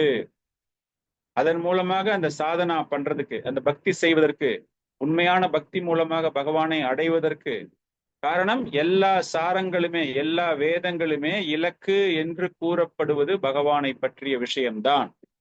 இதுதான் பாகவதத்தினுடைய லட்சியம், இலக்கு, ஏகம். இந்த ஏகம் அப்படின்னு பார்க்கும்போது இதற்கு இணையாக வேற எதுவுமே கிடையாது. there is something second book is there. இரண்டாவது அதற்கு இணையாக இருக்கிறது அப்படின்னா அந்த மாதிரி ஒண்ணுமே கிடையாது. அத்வி தீபம், அத்வி தீபம் அப்படின்னா தட் இஸ் த ஒன்லி. ஏகம்னா அது மத்தடம் தான். இந்த ஆனந்தம் உங்களுக்கு கொடுக்கக்கூடியது, பகவானுடைய லீலைகளை தெரிந்து கொள்வதன் மூலமாக ஒரு ஆனந்தம் கொடுக்கக்கூடியது ஏகம் அப்படின்னா அது இந்த ஸ்ரீமத் பாகவதம் தான். அதை வழங்கிய சுகதேவ கோஸ்வாமிக்கு என்னுடைய வணக்கங்கள். அத்தியாத்ம தீபம், அத்தியாத்ம தீபம் அப்படின்னா அத்திய ஆத்ம தீபம், ஆத்மா. ஒரு இருட்டுக்குள்ள நீங்க ஒரு லைட்டை எடுத்துட்டு வரீங்க இல்லையா? ஒரு கையில இருட்டுல வரும்போது கையில தூக்கி வச்சுட்டு வரீங்க ஒரு டார்ச் லைட் மாதிரி. அப்ப அந்த டார்ச் லைட்ல அந்த ஒரு போர்ஷன்ல மாத்திரம்தான் லைட்டு. அந்த லைட்டு மாதிரி இந்த பாகவதம் அப்படிங்கிறது ஒரு சாதாரண வெளிச்சத்தை காட்டிலும் மற்ற எல்லாத்தையுமே உங்களுக்கு காண்பிக்கக்கூடிய வகையில் பிரகாசமானது. இருட்டுல நீங்க ஒரு லைட் அடிச்சீங்க அப்படின்னா அந்த டைரக்ஷனுக்கு மாத்திரம்தான் வெளிச்சம் உங்களுக்கு தெரியும். ஆனால் இந்த பாகவதம் அப்படிங்கிற ஒரு வெளிச்சம் எப்படின்னா இருளில் இந்த விளக்கை நீங்கள் பயன்படுத்தினாலும் உங்களை சுற்றி இருக்கக்கூடிய அனைத்து விதமான வஸ்துக்களையும் உங்களுக்கு காண்பிக்கக்கூடியது. அப்படின்னா என்னது? இந்த சம்சாரம் அப்படிங்கிற இருளில் நாம் சென்று கொண்டிருக்கும் பொழுது இந்த பாகவதம் மூலமாக நம்மை சுற்றி உள்ள அனைத்துமே பிரகாசமாக தெரிவிக்கப்படும் பொழுது, காண்பிக்கப்படும் பொழுது, அப்போ நம்ம எந்த அளவுக்கு இந்த ஞானத்தை பெறுகிறோம். அந்த வெளிச்சம் வரும்போது நம்மளை சுத்தி பாம்பு அந்த மாதிரி ஏதாச்சும் ஒரு ஆபத்து தரக்கூடிய விஷயங்கள் இருட்டுல இருக்கு அப்படின்னா நம்ம உடனே அந்த வெளிச்சம் வரும்போது எப்படி நாம ஜாக்கிரதையாக போகிறோமோ அது போல இந்த பாகவதம் ஆனது இந்த சம்சார இருளில் நம்மை சுற்றி உள்ள அனைத்து விஷயங்களும், அனைத்து விதமான கலங்கங்களும், இந்த காம, குரோத, லோபா எல்லாமே உங்களுக்கு அது காட்டக்கூடிய விஷயமாக இருக்கும். அந்த வெளிச்சம் அப்படிங்கிறது என்னது அப்படின்னா அந்த ஆத்மாவிற்கு தேவையான ஒரு வெளிச்சம், அந்த உன்னதமான ஒரு ஒளி, அதை கொடுத்திருப்பவர் அப்படின்னு அவரை எல்லாமே புகழ்ந்து இந்த சம்சாரம் என்கிற பிறப்பு இறப்பு என்கிற ஒரு சம்சாரத்திலிருந்து வெளியேறுவதற்கு இந்த அளவுக்கு ஒரு அம்சமான ஒரு பாகவதத்தை வழங்கிய, பாகவதம் எழுதுனது வியாசதேவர், தட் இஸ் டிஃப்ரெண்ட். பட் அதை பரீட்சத்துக்கு கொடுத்ததின் மூலமாக, அவருக்கு போதித்ததின் மூலமாக, பேசியதின் மூலமாக எண்ணற்ற சாதுக்கள் அதை கேட்ட சூத்த கோஸ்வாமி இங்க திரும்ப ஒரு 88,000 சாதுக்களுக்கு, அப்படின்னா it is spreading like a virus. அந்த அளவுக்கு அது அதனுடைய பெருமைகள் வளர துவங்கும் பொழுது பலருக்கும் அது பலனை அளிக்கின்றன அப்படிங்கிற விஷயத்திற்காக இந்த ஒரு ஸ்லோகத்தில் சுகதேவ கோஸ்வாமி அவர் மீண்டும் பிரார்த்தனை செய்கிறார். ஃபுல் பர்போர்ட் இருக்கு. சௌமியம் அதை படிக்க முடியுமா உங்களால? ஹரே கிருஷ்ணா பிரபு, ஒரு சின்ன ரெக்வெஸ்ட். சொல்லுங்க மாதாஜி. ஹரே எஸ் கிருஷ்ணா மாதாஜி, பிரபு. சொல்லுங்க மாதாஜி, கேக்குது, சொல்லுங்க. லேப்டாப்பும் இல்லாம தான் செல்லுல தான் பார்த்தேன். செல்லுல சார்ஜ் போயிருச்சு, இனி நிக்காது கொஞ்ச நேரம், ஒரு 5%. நோ ப்ராப்ளம், பாத்துக்கோங்க, நோ இஷ்யூஸ். நீங்க அப்புறமா டேப் நான் அனுப்பும்போது கேட்டு ஆடியோ அனுப்பிட்டேன், கேட்குறேன். தேங்க்யூ பிரபு. हरे कृष्णा प्रभु जी, प्रणाम प्रभु மாதாஜி, जी। ஃபர்ஸ்ட் பேராகிராஃப் படிங்க பார்க்கலாம். ஃபர்ஸ்ட் பேராகிராஃப் மாத்திரம் படிங்க. थर्ड टेक्स्ट பொருளுரையும் மொழிபெயர்ப்பும் தந்த ஸ்ரீல பிரபுபாதருக்கு பதத்தில் ஸ்ரீல சூத கோஸ்வாமி ஸ்ரீமத் பாகவதத்தின் முன்னுரையையும் சுருக்கி கூறுகிறார். ஸ்ரீமத் பாகவதம் வேதாந்த சூத்திரங்களின் மீதான இயற்கையான வியாக்கியானமாகும். சூத்திரங்கள் அல்லது சூத்திரங்கள் அறிவின் சாராம்சத்தை மட்டும் அளிப்பதற்காக ஸ்ரீல வியாசதேவரால் தொகுக்கப்பட்டதாகும். ஸ்ரீமத் பாகவதம் இந்த சாராம்சத்திற்கு அளிக்கப்பட்ட இயற்கையான விளக்கமாகும். ஸ்ரீல சுகதேவ கோஸ்வாமி வேதாந்த சூத்திரத்தை பூரணமாக உணர்ந்த குரு என்பதால் விளக்க உரையான ஸ்ரீமத் பாகவதத்தையும் அவர் சுயமாகவே உணர்ந்திருந்தார். மேலும் அறியாமையை முழுமையாக கடந்துவிட விரும்பும் குழம்பியுள்ள பௌதிகவாதிகளின் மீதுள்ள எண்ணற்ற கருணையினால் ரகசியமான இந்த அறிவை முதல் முறையாக அவர் பேசினார். பௌதிக ஆழ்ந்துள்ள ஒருவன் சந்தோஷமாக இருக்க முடியும் என்பதை பற்றி விவாதிப்பதில் அர்த்தமில்லை. பௌதிக ஆழ்ந்துள்ளவன் மிகப்பெரிய பிரம்மாவாக இருந்தாலும் அல்லது அற்பமான ஒரு எறும்பாக இருந்தாலும் அவனால் சந்தோஷமாக இருக்க முடியாது. நிரந்தரமான மகிழ்ச்சியுடன் வாழ்வதற்கு அனைவரும் விரும்புகின்றனர். ஆனால் பௌதீக இயற்கையின் சட்டங்களினால் அனைவரும் குழப்பத்திற்கு ஆளாகின்றனர். எனவே பௌதீக உலகம் பகவானுடைய படைப்பின் இருண்ட பிரதேசம் என்று அழைக்கப்படுகிறது. இருப்பினும் வெளியேற வேண்டும் என்று விரும்பும் பௌதீகவாதிகளால் அதிலிருந்து வெளியேறிவிட முடியும். துரதிருஷ்டவசமாக அதிலிருந்து தப்பிவிட வேண்டும் என்ற எண்ணம் இல்லாத அளவிற்கு முட்டாள்களாக இருக்கின்றனர். இதனால் ஓகே மாதாஜி, தேங்க்யூ. போதும் mataji. Hare Krishna thank you, prabhu. Thank you very much. So இந்த பாகவதனுடைய ஒரு சிறப்பு, இந்த பாகவதம் எப்படி பலருக்கும் பிரயோஜனப்படுகிறது, வேதாந்த சூத்திரங்களுடைய ஒரு சாரமாக இது இருக்கின்றது. அதாவது கிரீம், பிரபுபாத எழுதும்போது கிரீம் அப்படிங்கிறார் இல்லையா, ஒரு ஐஸ்கிரீம் சாப்பிடும்போது அதனுடைய டாப் எப்படியோ அந்த மாதிரி இந்த சாராம்சம் அப்படிங்கிறது இந்த பாகவதம். சோ அப்படிப்பட்ட பாகவதத்துக்கு அதை தந்த சுகதேவ கோஸ்வாமிக்கு தன்னுடைய பணிவான வணக்கங்களை அவர் தெரிவிக்கிறார். இதன் பிறகு மீண்டும் 4வது ஸ்லோகத்தில் அவர் யாருக்கு தன்னுடைய வணக்கங்களை தெரிவிக்கிறார். ரொம்ப அற்புதமான ஸ்லோகம். இந்த ஸ்லோகம் நிறைய பேருக்கு தெரிஞ்சிருக்கும், தெரியாதவர்கள் தயவு செய்து மனப்பாடம் செய்து கொள்ளவும். நாராயணம் நமஸ்கிருத்யா நரம் செய்வ நரோத்தமம் தேவீம் சரஸ்வதிம் வியாசம் ததோ ஜெயம் உதீரயே. படிங்க, தாரக் ரஹ்தா மாதிரி டிரான்ஸ்லேஷன் படிங்க பார்க்கலாம்.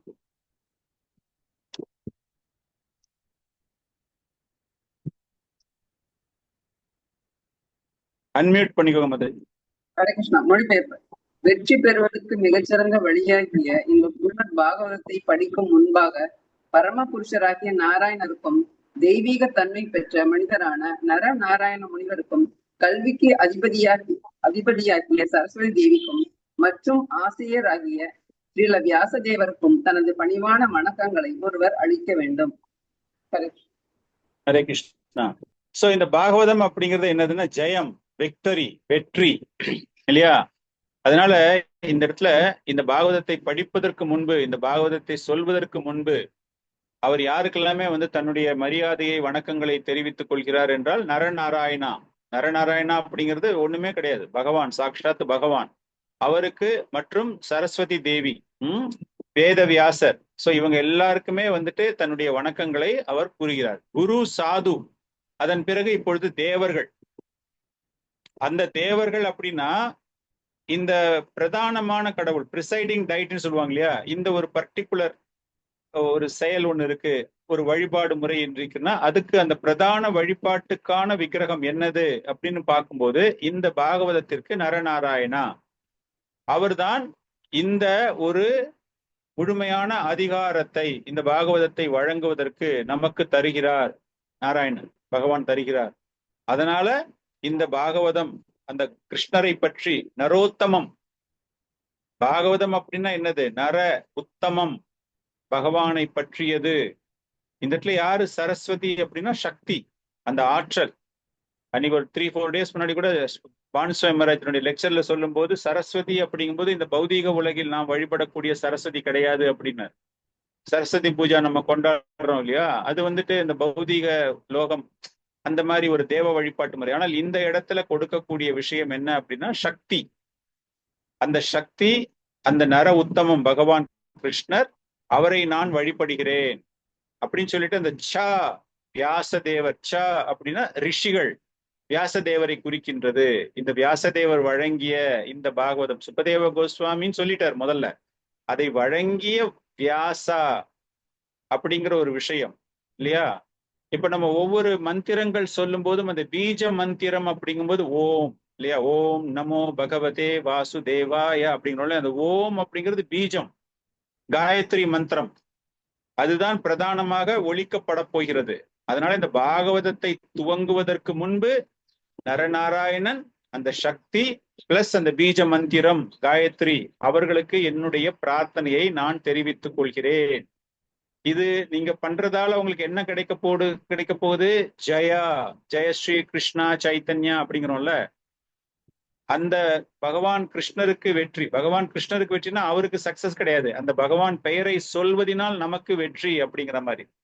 சோ அந்த மாதிரி பார்க்கும்போது இங்க சூத்த கோஸ்வாமி மற்ற சாதுக்களுக்கு இந்த இடத்துல என்ன பாடத்தை புகுத்துகிறார் அப்படின்னா, இந்த சம்சார கடலிலிருந்து நீங்கள் வெற்றி பெற வேண்டும் என்றால், உங்களுக்கு ஜெயம் கிடைக்க வேண்டும் என்றால், அந்த பாகவதம் தான் ஜெயம். அந்த பாகவதத்தை நீங்கள் தெரிந்து கொள்ள வேண்டும். நமஸ்கிருத்ய, நமஸ்கிருத்ய அப்படின்னா அந்த நமஸ்கிருத்ய அப்படிங்கிற வார்த்தை என்ன அப்படின்னா, ஒரு கிராமர்ல வந்துட்டு ஆக்ஷன் அப்படிம்பாங்கல்ல, வெர்பு. வெர்பு அப்படின்னா உங்களுடைய செயல். அதனால அந்த பாகவதத்துக்கு நமஸ்கிருத்யா அப்படின்னா you are doing an action. நீங்கள் வந்து பணிவான நமஸ்காரம் நமஸ்காரம் பண்ணுங்க அப்படின்னா என்ன பண்ணுவீங்க? நீங்க கையை தூக்கிட்டு பண்ணுவீங்களா? That is an action for you, right? அது போல இந்த சாதுக்களுக்கு நீங்கள் நமஸ்காரம் பண்ண வேண்டும். தத்தோ ஜெயம் முதிரையே, தத்தோ அப்படின்னா இட் இஸ் நாட் ஏதோ ஒரு செயற்கை முறையில் உங்களுக்கு வரக்கூடிய ஒரு வெற்றி எல்லாம் கிடையாது. இது ஆட்டோமேட்டிக்கா உங்களுக்கு கிடைக்கக்கூடிய விஷயம். தத்தோ ஜெயம் உதீரையே மீன்ஸ் அந்த பாகவதம், இந்த பகவான், அதை நீங்க பண்ணும்போது உங்களுக்கு முழுமையாக அனைத்துமே ஏற்படுகிறது, வெற்றி என்பது ஏற்படுகிறது. சோ அந்த பாகவதத்தை நமக்கு தந்த எந்த ரூபத்துல? நரநாராயணனாக நான் அவருக்கு அந்த பணிவான விஷயங்கள், பணிவான வணக்கங்களை நான் அவருக்கு தெரிவித்துக் கொள்கிறேன். விஜய் ரகுபதி பிரபு டிரான்ஸ்லேஷன் படிக்கிறீங்களா? If it is English also okay, படிங்க. நீங்க 2 பேரும் படிங்க பிரபு. முரளி பிரபு நீங்க 2 பேருமே ஆளுக்கு ஒவ்வொரு பேராகிராஃப் படிங்க. தமிழ் படிங்க.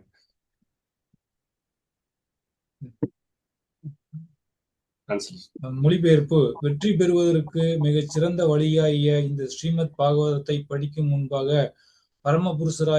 பரமபுருஷராகிய நாராயணருக்கும் தெய்வீக தன்மை பெற்ற மனிதரான நரநாராயண முனிக்கும் கல்விக்கு அதிபதியாகிய சரஸ்வதி தேவிக்கும் மற்றும் ஆசிரியராகிய ஸ்ரீல வியாசதேவருக்கும் தனது பணிவான வணக்கங்களை ஒருவர் அளிக்க வேண்டும். பொருளுரை. எல்லா வேத இலக்கியங்களும் புராணங்களும் இருளடர்ந்ததான பௌதிக வாழ்வை வெற்றி கொள்வதற்காகவே உள்ளவையாகும். ஜீவராசி கற்பனை தொடாத காலத்தில் இருந்தே பௌதிக புலன்பத்தால் பெரிதும் ஈர்க்கப்பட்டிருப்பதால் பகவானுடனான தனது உறவை அவன் மறந்துவிட்ட நிலையில் இருக்கின்றான். இந்த பௌதிக உலகில் உள்ள அவனுடைய வாழ்க்கை போராட்டம் முடிவற்றதாகும். மேலும் திட்டங்கள் தீட்டுவதால் அதிலிருந்து வெளியேற நினைப்பது அவனுக்கு சாத்தியமானதல்ல. வாழ்வின் இந்த நிரந்தர போராட்டத்தை அவன் வெல்ல விரும்பினால் பகவானுடனான தனது நித்தியமான உறவை அவன் புதுப்பித்துக் கொள்ள வேண்டும். மேலும் இத்தகைய பரிகாரங்களை மேற்கொள்ள விரும்பும் ஒருவர் வேதங்கள் மற்றும் புராணங்களை போன்ற இலக்கியங்களை தஞ்சம் அடைய வேண்டும். புராணங்களுக்கும் வேதங்களுக்கும் தொடர்பில்லை என்று மூடர்கள் கூறுகின்றனர். புராணங்கள் வேதங்களை புரிந்து கொள்வதற்கு உதவும் விளக்க நூலாகும். இவை பல்வேறு பிரிவுகளை சார்ந்த மனிதர்களுக்கென உள்ளன. எல்லா மனிதர்களும் சமமானவர்கள் அல்ல. மனிதர்களில் சிலர் சத்துவ குணத்தினால் செலுத்தப்படுகின்றனர், வேறு சிலர் ரஜோ குணத்திற்கும் மற்றவர்கள் தமோ குணத்திற்கும் கீழ்ப்படிந்தவர்களாக உள்ளனர். எந்த பிரிவை சார்ந்த மனிதருக்கும் புராணங்களை நன்கு பயன்படுத்தி கொண்டு இழிந்துவிட்ட தனது உண்மையான நிலையை படிப்படியாக திரும்ப பெற்று வாழ்வின் கடினமான போராட்டத்திலிருந்து வெளியேற வாய்ப்பளிக்கும் வகையில் புராணங்கள் பாகங்களாக பிரிக்கப்பட்டுள்ளன. சில சுதகோசாமி புராணங்களை கற்றறியும் முறையை காட்டுகிறார். இதுவே வேத இலக்கியங்களையும் புராணங்களையும் போதிக்க விரும்புபவர்கள் இவ்வழியை பின்பற்றலாம். ஸ்ரீமத் பாகவதம் குறிப்பாக பௌதிக சிக்கலிலிருந்து நிரந்தரமாக வெளியேற விருப்பம் கொண்டவர்களுக்காகவே எழுதப்பட்ட குறையற்ற புராணமாகும். ஹரே கிருஷ்ண பிரபு. தேங்க்யூ பிரபு. சோ பாகவதம் அருமையான ஒரு பொருளுரை பிரபுபாதர் கொடுக்கிறாரு. எந்த குணத்தில் இருப்பவர்களும் இல்லையா, எல்லா குணத்துல இருப்பவங்களும் படிப்படியாக முன்னேறுவதற்கு அவர்கள் இதை முழுமையாக பயனுள்ளதாக மாற்றிக்கொள்ள வேண்டும். எந்த தரத்தில் மனிதர்கள் இருந்தாலும் கூட அவர்கள் இழந்த நிலையை, காரணம் நம்ம பகவானினுடைய ஒரு சேவகன் தொண்டன் அப்படிங்கிற நிலையை மறந்து நான் தான் அப்படிங்கிற ஒரு நிலைக்கு நாம் தள்ளப்படுகிறோம். அது மறந்த நிலை. அந்த மறந்த நிலையிலிருந்து மீண்டும் அவர்களுடைய நிலைக்கு வருவதற்கு இந்த பாகவதம் புராணங்கள் பயனுள்ளதாக இருக்கின்றன. பாகவதம் அப்படிங்கிறது அமல புராணம், எந்த விதமான குறையும் கூறாத ஒரு புராணமாக இருக்கிறது. பௌதீக வாழ்க்கையில் சிக்குண்டவர்களுக்கு மீள்வதற்காக தரப்பட்ட ஒரு அற்புதமான ஒரு புராணம் அப்படிங்கிற ஒரு விஷயம். அடுத்த ஸ்லோகத்துல பகவான் சாதுக்கள், அதாவது சூத்த கோஸ்வாமி என்ன சொல்ல போறாருன்னு பார்க்கலாம். ரொம்ப அற்புதமான ஒரு ஸ்லோகம். முனைய சாது பிரஷ்டோ அகம் பவத்பீர் லோகமங்கலம் யத் கிருதா கிருஷ்ண சம்பிரஷ்னோ ஏனாத்ம சுப்ரசீததி. முரளி பிரபு நீங்க படிங்க பிரபு, நான் டிரான்ஸ்லேஷன் படிங்க பிரபு. ஸ்லோகம் நம்பர் 5 டிரான்ஸ்லேஷன் படி. ஹரே கிருஷ்ணா. மொழிபெயர்ப்பு. முனிவர்களே, உங்களுடைய கேள்விகள் பகவான் ஸ்ரீ கிருஷ்ணரை பற்றியவையாக இருப்பதால் அவை உலக நன்மையுடன் தொடர்பு கொண்டவையாகி மிகச்சிறந்த கேள்விகளாக விளங்குகின்றன. இத்தகைய கேள்விகளால் மட்டுமே முழு ஆத்ம திருப்தியை தர முடியும். Hare Krishna. Thank you very much prabhu. So இது வரைக்கும் என்னெல்லாம் அவர் பிரார்த்தனை பண்ணாரு, யாருக்கெல்லாம் நன்றி தெரிவித்தார், எல்லாமே நம்ம பார்த்தோம். இப்போ பதிலை ஆரம்பிப்பதற்கு முன்பு அந்த சாதுக்களையும் அவர் பெருமைப்படுத்துகிறார். இவ்வளவு அற்புதமான ஒரு கேள்வி, அனந்த ரூபா, மகிழ்ச்சி தரக்கூடிய ஆனந்தமயமான விஷயங்கள். யாருக்கு ஆனந்தம்? ஆத்மாவிற்கு ஆனந்தம் இல்லையா? இந்த பதிலை கேட்கறதால அந்த ஆத்மா, உங்களுடைய உடல்ல இருக்கக்கூடிய இந்திரியங்கள் பரவச நிலையை நீங்கள் காண்பிக்கலாம், ஆனால் அந்த ஆத்மாவிற்கு தான் சுகம் கிடைக்கிறது பகவானை பற்றி தெரிந்து கொள்வதற்கு. அதனால சூத்த கோஸ்வாமி சொல்கிறார், மிக உயர்ந்த நிலையில் உள்ள சாதுக்கள், நீங்க கேட்ட கேள்விகள் எல்லாமே ரொம்பவும் மங்களகரமான கேள்விகள். இந்த உலகத்தினுடைய நலனை கருதி இல்லையா, மக்கள், சமுதாய மக்கள் எல்லாருக்குமே நலனை தரக்கூடிய விதத்தில் நீங்கள் கேள்வி கேட்டிருக்கிறீர்கள், பகவானை பற்றி கேள்வி கேட்டிருக்கிறீர்கள். அனந்த ரூபம், எப்பொழுதுமே அவர் ஆனந்தத்தை தரக்கூடியவர். ஆத்மா நமக்கு ஆனந்தம் அடைகிறது அப்படின்னு. இந்த ஒரு ஸ்லோகத்தை பார்க்கும்போது 3 முக்கியமான விஷயங்கள், சாது பிரஷ்ட, கிருஷ்ண சம்பிரஷ்னக, லோகமங்கலம், ஆத்ம சுப்ரசீததி, 3 வகையான விஷயங்கள். சரியான கேள்வி. சாது பிரஷ்டா அப்படின்னா they asked the right question. அவங்க கேட்ட கேள்விகள். அதனால என்ன, கேட்ட கேள்விகளினுடைய சாராம்சம் என்னது? கிருஷ்ண சம்பிரஷ்னக. அவங்க கேட்ட கேள்வி கண்ணாபின்னான்னு கேள்வி கேட்கல. புரியாத கேள்வியெல்லாம் நம்ம நிறைய கேட்போம் இல்லையா? பாகவதம் லெக்சர் எல்லாம் போனோம்னா irrelevant கொஸ்டின்ஸ் நிறைய பேர் கேட்பாங்க. அன்னைக்கு கிளாஸ்ல இருந்ததை கேட்க மாட்டாங்க. அந்த மாதிரி பாத்தீங்கன்னா இங்க சூத்த கோஸ்வாமி என்ன சொல்றாரு அப்படின்னா, நீங்க கேட்டது ரொம்ப சரியான கேள்வி, கேட்ட subject is also right subject. அந்த கேட்ட கேள்வியில என்ன பொருள் இருக்க வேண்டுமோ அதுவும் நீங்கள் மையமாக, அந்த மைய பொருளை பிரதானமாக வைத்து கேட்ட கேள்வி மிகவும் சிறந்த கேள்வி அப்படிங்கிறது. அந்த கேள்வி அவங்க கேட்டதுனால என்ன கிடைக்க போகுது அப்படின்னா சரியான முடிவு ஏற்பட போகிறது. சரியான பலன், முடிவு ஏற்படாது, பலனை தரப்போகிறது. லோக மங்கலம் ஆத்ம சுப்ரசீததி சாது பிரஷ்டா. இந்த கேள்வியை சாது பிரஷ்டா ரைட் கொஸ்டின் அப்படின்னு கேட்டதுக்கான காரணம் என்ன அப்படின்னு பார்த்தோம் அப்படின்னா, அந்த சாதுக்களினுடைய குணநலன்கள். சாது அப்படின்னாலே குவாலிட்டி. நம்ம வந்து டிஃப்ரெண்ட் சாதுக்களை நம்ம பார்க்கிறோம். எல்லாமே சாது, சஃப்ரான் போட்டவங்க எல்லாமே சாது அப்படிங்கிற ஒரு தப்பான அபிப்பிராயம் இன்னைக்கு பௌதிக உலகத்துல இருக்கு. ஆனால் இங்க என்ன சொல்லப்படுகிறார் என்றால், அவங்களுடைய படிப்பினுடைய பெருமையோ இல்லையா, அவங்க அந்த சமஸ்கிருத புலமையை வெளிக்காட்டியதாலோ அவர்கள் சாதுக்கள் என்று அழைக்கப்படுவது கிடையாது. பாகவத பிரசங்கம் பண்றாங்க இல்லையா, சப்தாகம் பண்றவங்க எல்லாம் பாத்தீங்கன்னா ஸ்லோகங்கள் எல்லாம் ரொம்ப அழகா படிப்பாங்க. அப்படியே நம்மளுக்கு கவர்ச்சி வர்ற மாதிரி ப்ரொனவுன்சியேஷன் எல்லாமே பண்ணுவாங்க. அவ்வளவு அற்புதமாக இருக்கும். சூத கோஸ்வாமி என்ன சொல்றாரு அப்படின்னா, இவங்களை எல்லாம் நான் பிரைஸ் பண்ணல, நான் இவர்களிடம் இருந்த சாது தனம், த குவாலிட்டி, குணங்கள். சாது தமிழ் வார்த்தை சாது குணம் இல்லையா, ரொம்ப சாது பாவம் அப்படிம்பாங்கல்ல. அப்படின்னா அந்த ரொம்ப சாது அப்படின்னா என்னது, நன்மை பயக்கக்கூடிய வகையில் அவனுடைய குணங்கள் இருக்கும். யாருக்கும் துன்பம் ஏற்படுத்தாத வகையில், யாரையுமே வந்து ஹர்ட் பண்ணாத மாதிரி, காயம் ஏற்படுத்தாத மாதிரி அவர்களுடைய நடவடிக்கைகள். அதுதான் இந்த கேள்வியை சாதுவாக்குகிறது. சாதுவாக்குகிறது அப்படின்னா அந்த சாதுக்கள் கேட்ட கேள்வி ஆத்மா, ஒவ்வொரு மனிதனுடைய ஆத்மாவையும் பகவானோடு, அந்த ஜீவாத்மாவை பரமாத்மாவையோடு நெருக்கமடைய செய்கிறது. சாது சரியான கேள்வி, பலனுள்ள கேள்வி, தர்மத்தை நிலைநிறுத்தக்கூடிய கேள்வி, உண்மையாகவே பலனளிக்கக்கூடிய கேள்வி. Not a nice question. Nice question prabhu, அப்படி கிடையாது.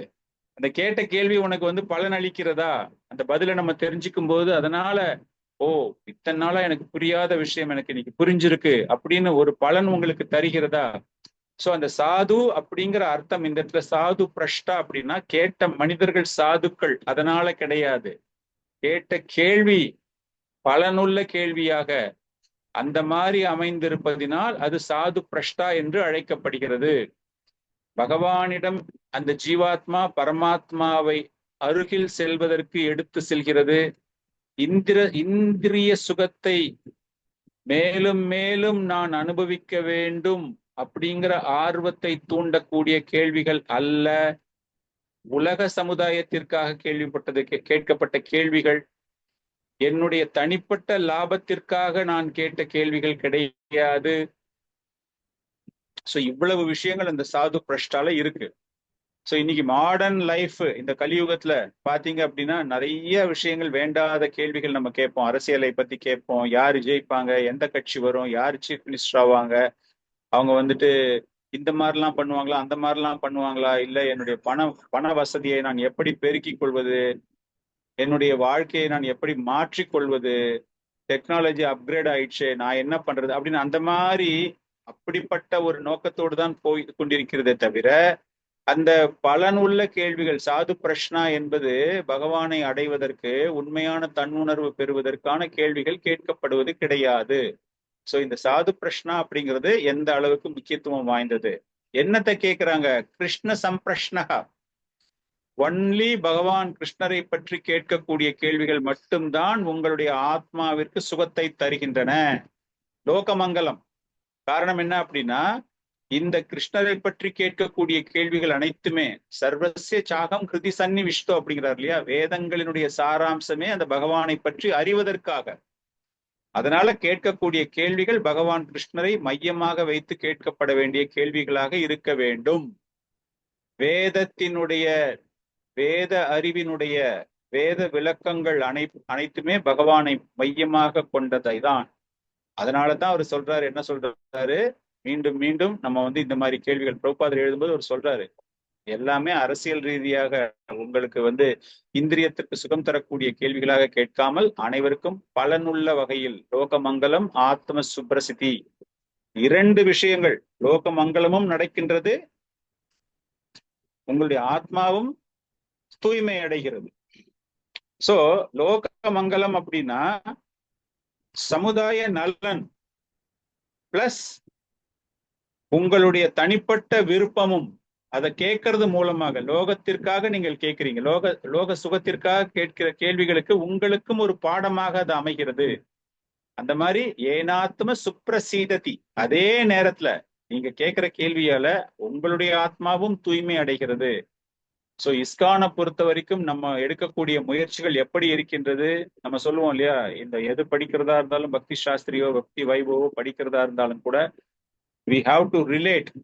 எப்படி பிரபுபாதருடைய மூடும் மிஷனும் கனெக்ட் ஆகுது அப்படின்னு பார்த்தா, இந்த கேள்வியை நீங்க பார்க்கும்போது இன்னைக்கு இந்த இயக்கம் பிரபுபாதருடைய மூடு எப்படிப்பட்ட மூடு, லோக மங்களத்திற்காக ஏன சுப்ரசீததி, எங்கேயோ சுத்திட்டு இருந்தவங்க எல்லாம் கூட்டின்னு கோயில வச்சு பிரம்மச்சாரியா வச்சு அவங்களுக்கு எல்லா விதமான போதனைகள் கொடுத்து குருகுல கல்வியில் அவர்கள் சேர்வதற்கு ஆர்வம் அடைய செய்து பக்தியில் அவர்கள் தொண்டு செய்ய துவங்கி பிரச்சாரம் செய்ய துவங்கி அவங்க கிட்ட அவ்வளவு பெரிய டிரான்ஸ்ஃபர்மேஷன், அவ்வளவு பெரிய மாற்றங்கள். அதையெல்லாம் செய்யும் பொழுது அவங்க என்ன பகவானை பத்தி பேசுறாங்க அப்படிங்கும்போது எந்த விதமான பௌதிக லாபங்களும் இல்லாமல் இந்த சமுதாயம் சிறப்படைய வேண்டும், சீரடைய வேண்டும். அதனால இந்த கேள்விகள் அனைத்துமே மிகவும் சிறந்ததான ஒரு கேள்விகளாக இருக்கிறது. அந்த நெருங்கிய தொடர்பில் உள்ள, நெருங்கிய உறவில் உள்ள பகவான் நமக்கு ஒரு முதலாளியாக இருக்கிறார், நண்பனாக இருக்கிறார், தகப்பனாராக இருக்கிறார், மகனாக இருக்கிறார். எல்லா உறவு, எல்லா ரசங்கள் எப்படி வேணாலும் அந்த பகவானை புரிந்து கொள்ளக்கூடிய வகையில் இந்த பாகவதம் என்பது பகவானை மையமாக வைத்து அமைந்திருக்கின்றது. அதனால உங்களுக்கு மிக்க மிக்க மிக்க நன்றி அப்படின்னு சொல்லிட்டு அவர்களையும் புகழ்கிறார். சோ இதுதான் நம்ம இன்னைக்கு தெரிந்து கொண்ட விஷயங்கள். இதன் பிறகு அவர் பதில் அளிக்க ஆரம்பிக்க போகிறார். 2வது கேள்விக்கு அவர் பதில் அளிக்க போறார். அது என்ன அப்படிங்கிற விஷயம் நம்ம அடுத்த செஷன்ல பார்க்கலாம். சோ இன்னைக்கு நம்ம இதோட இந்த வகுப்பை நிறுத்திக் கொள்கிறோம். உங்களுக்கு ஏதாச்சும் டவுட்ஸ் இருந்தது அப்படின்னா கேட்கலாம்.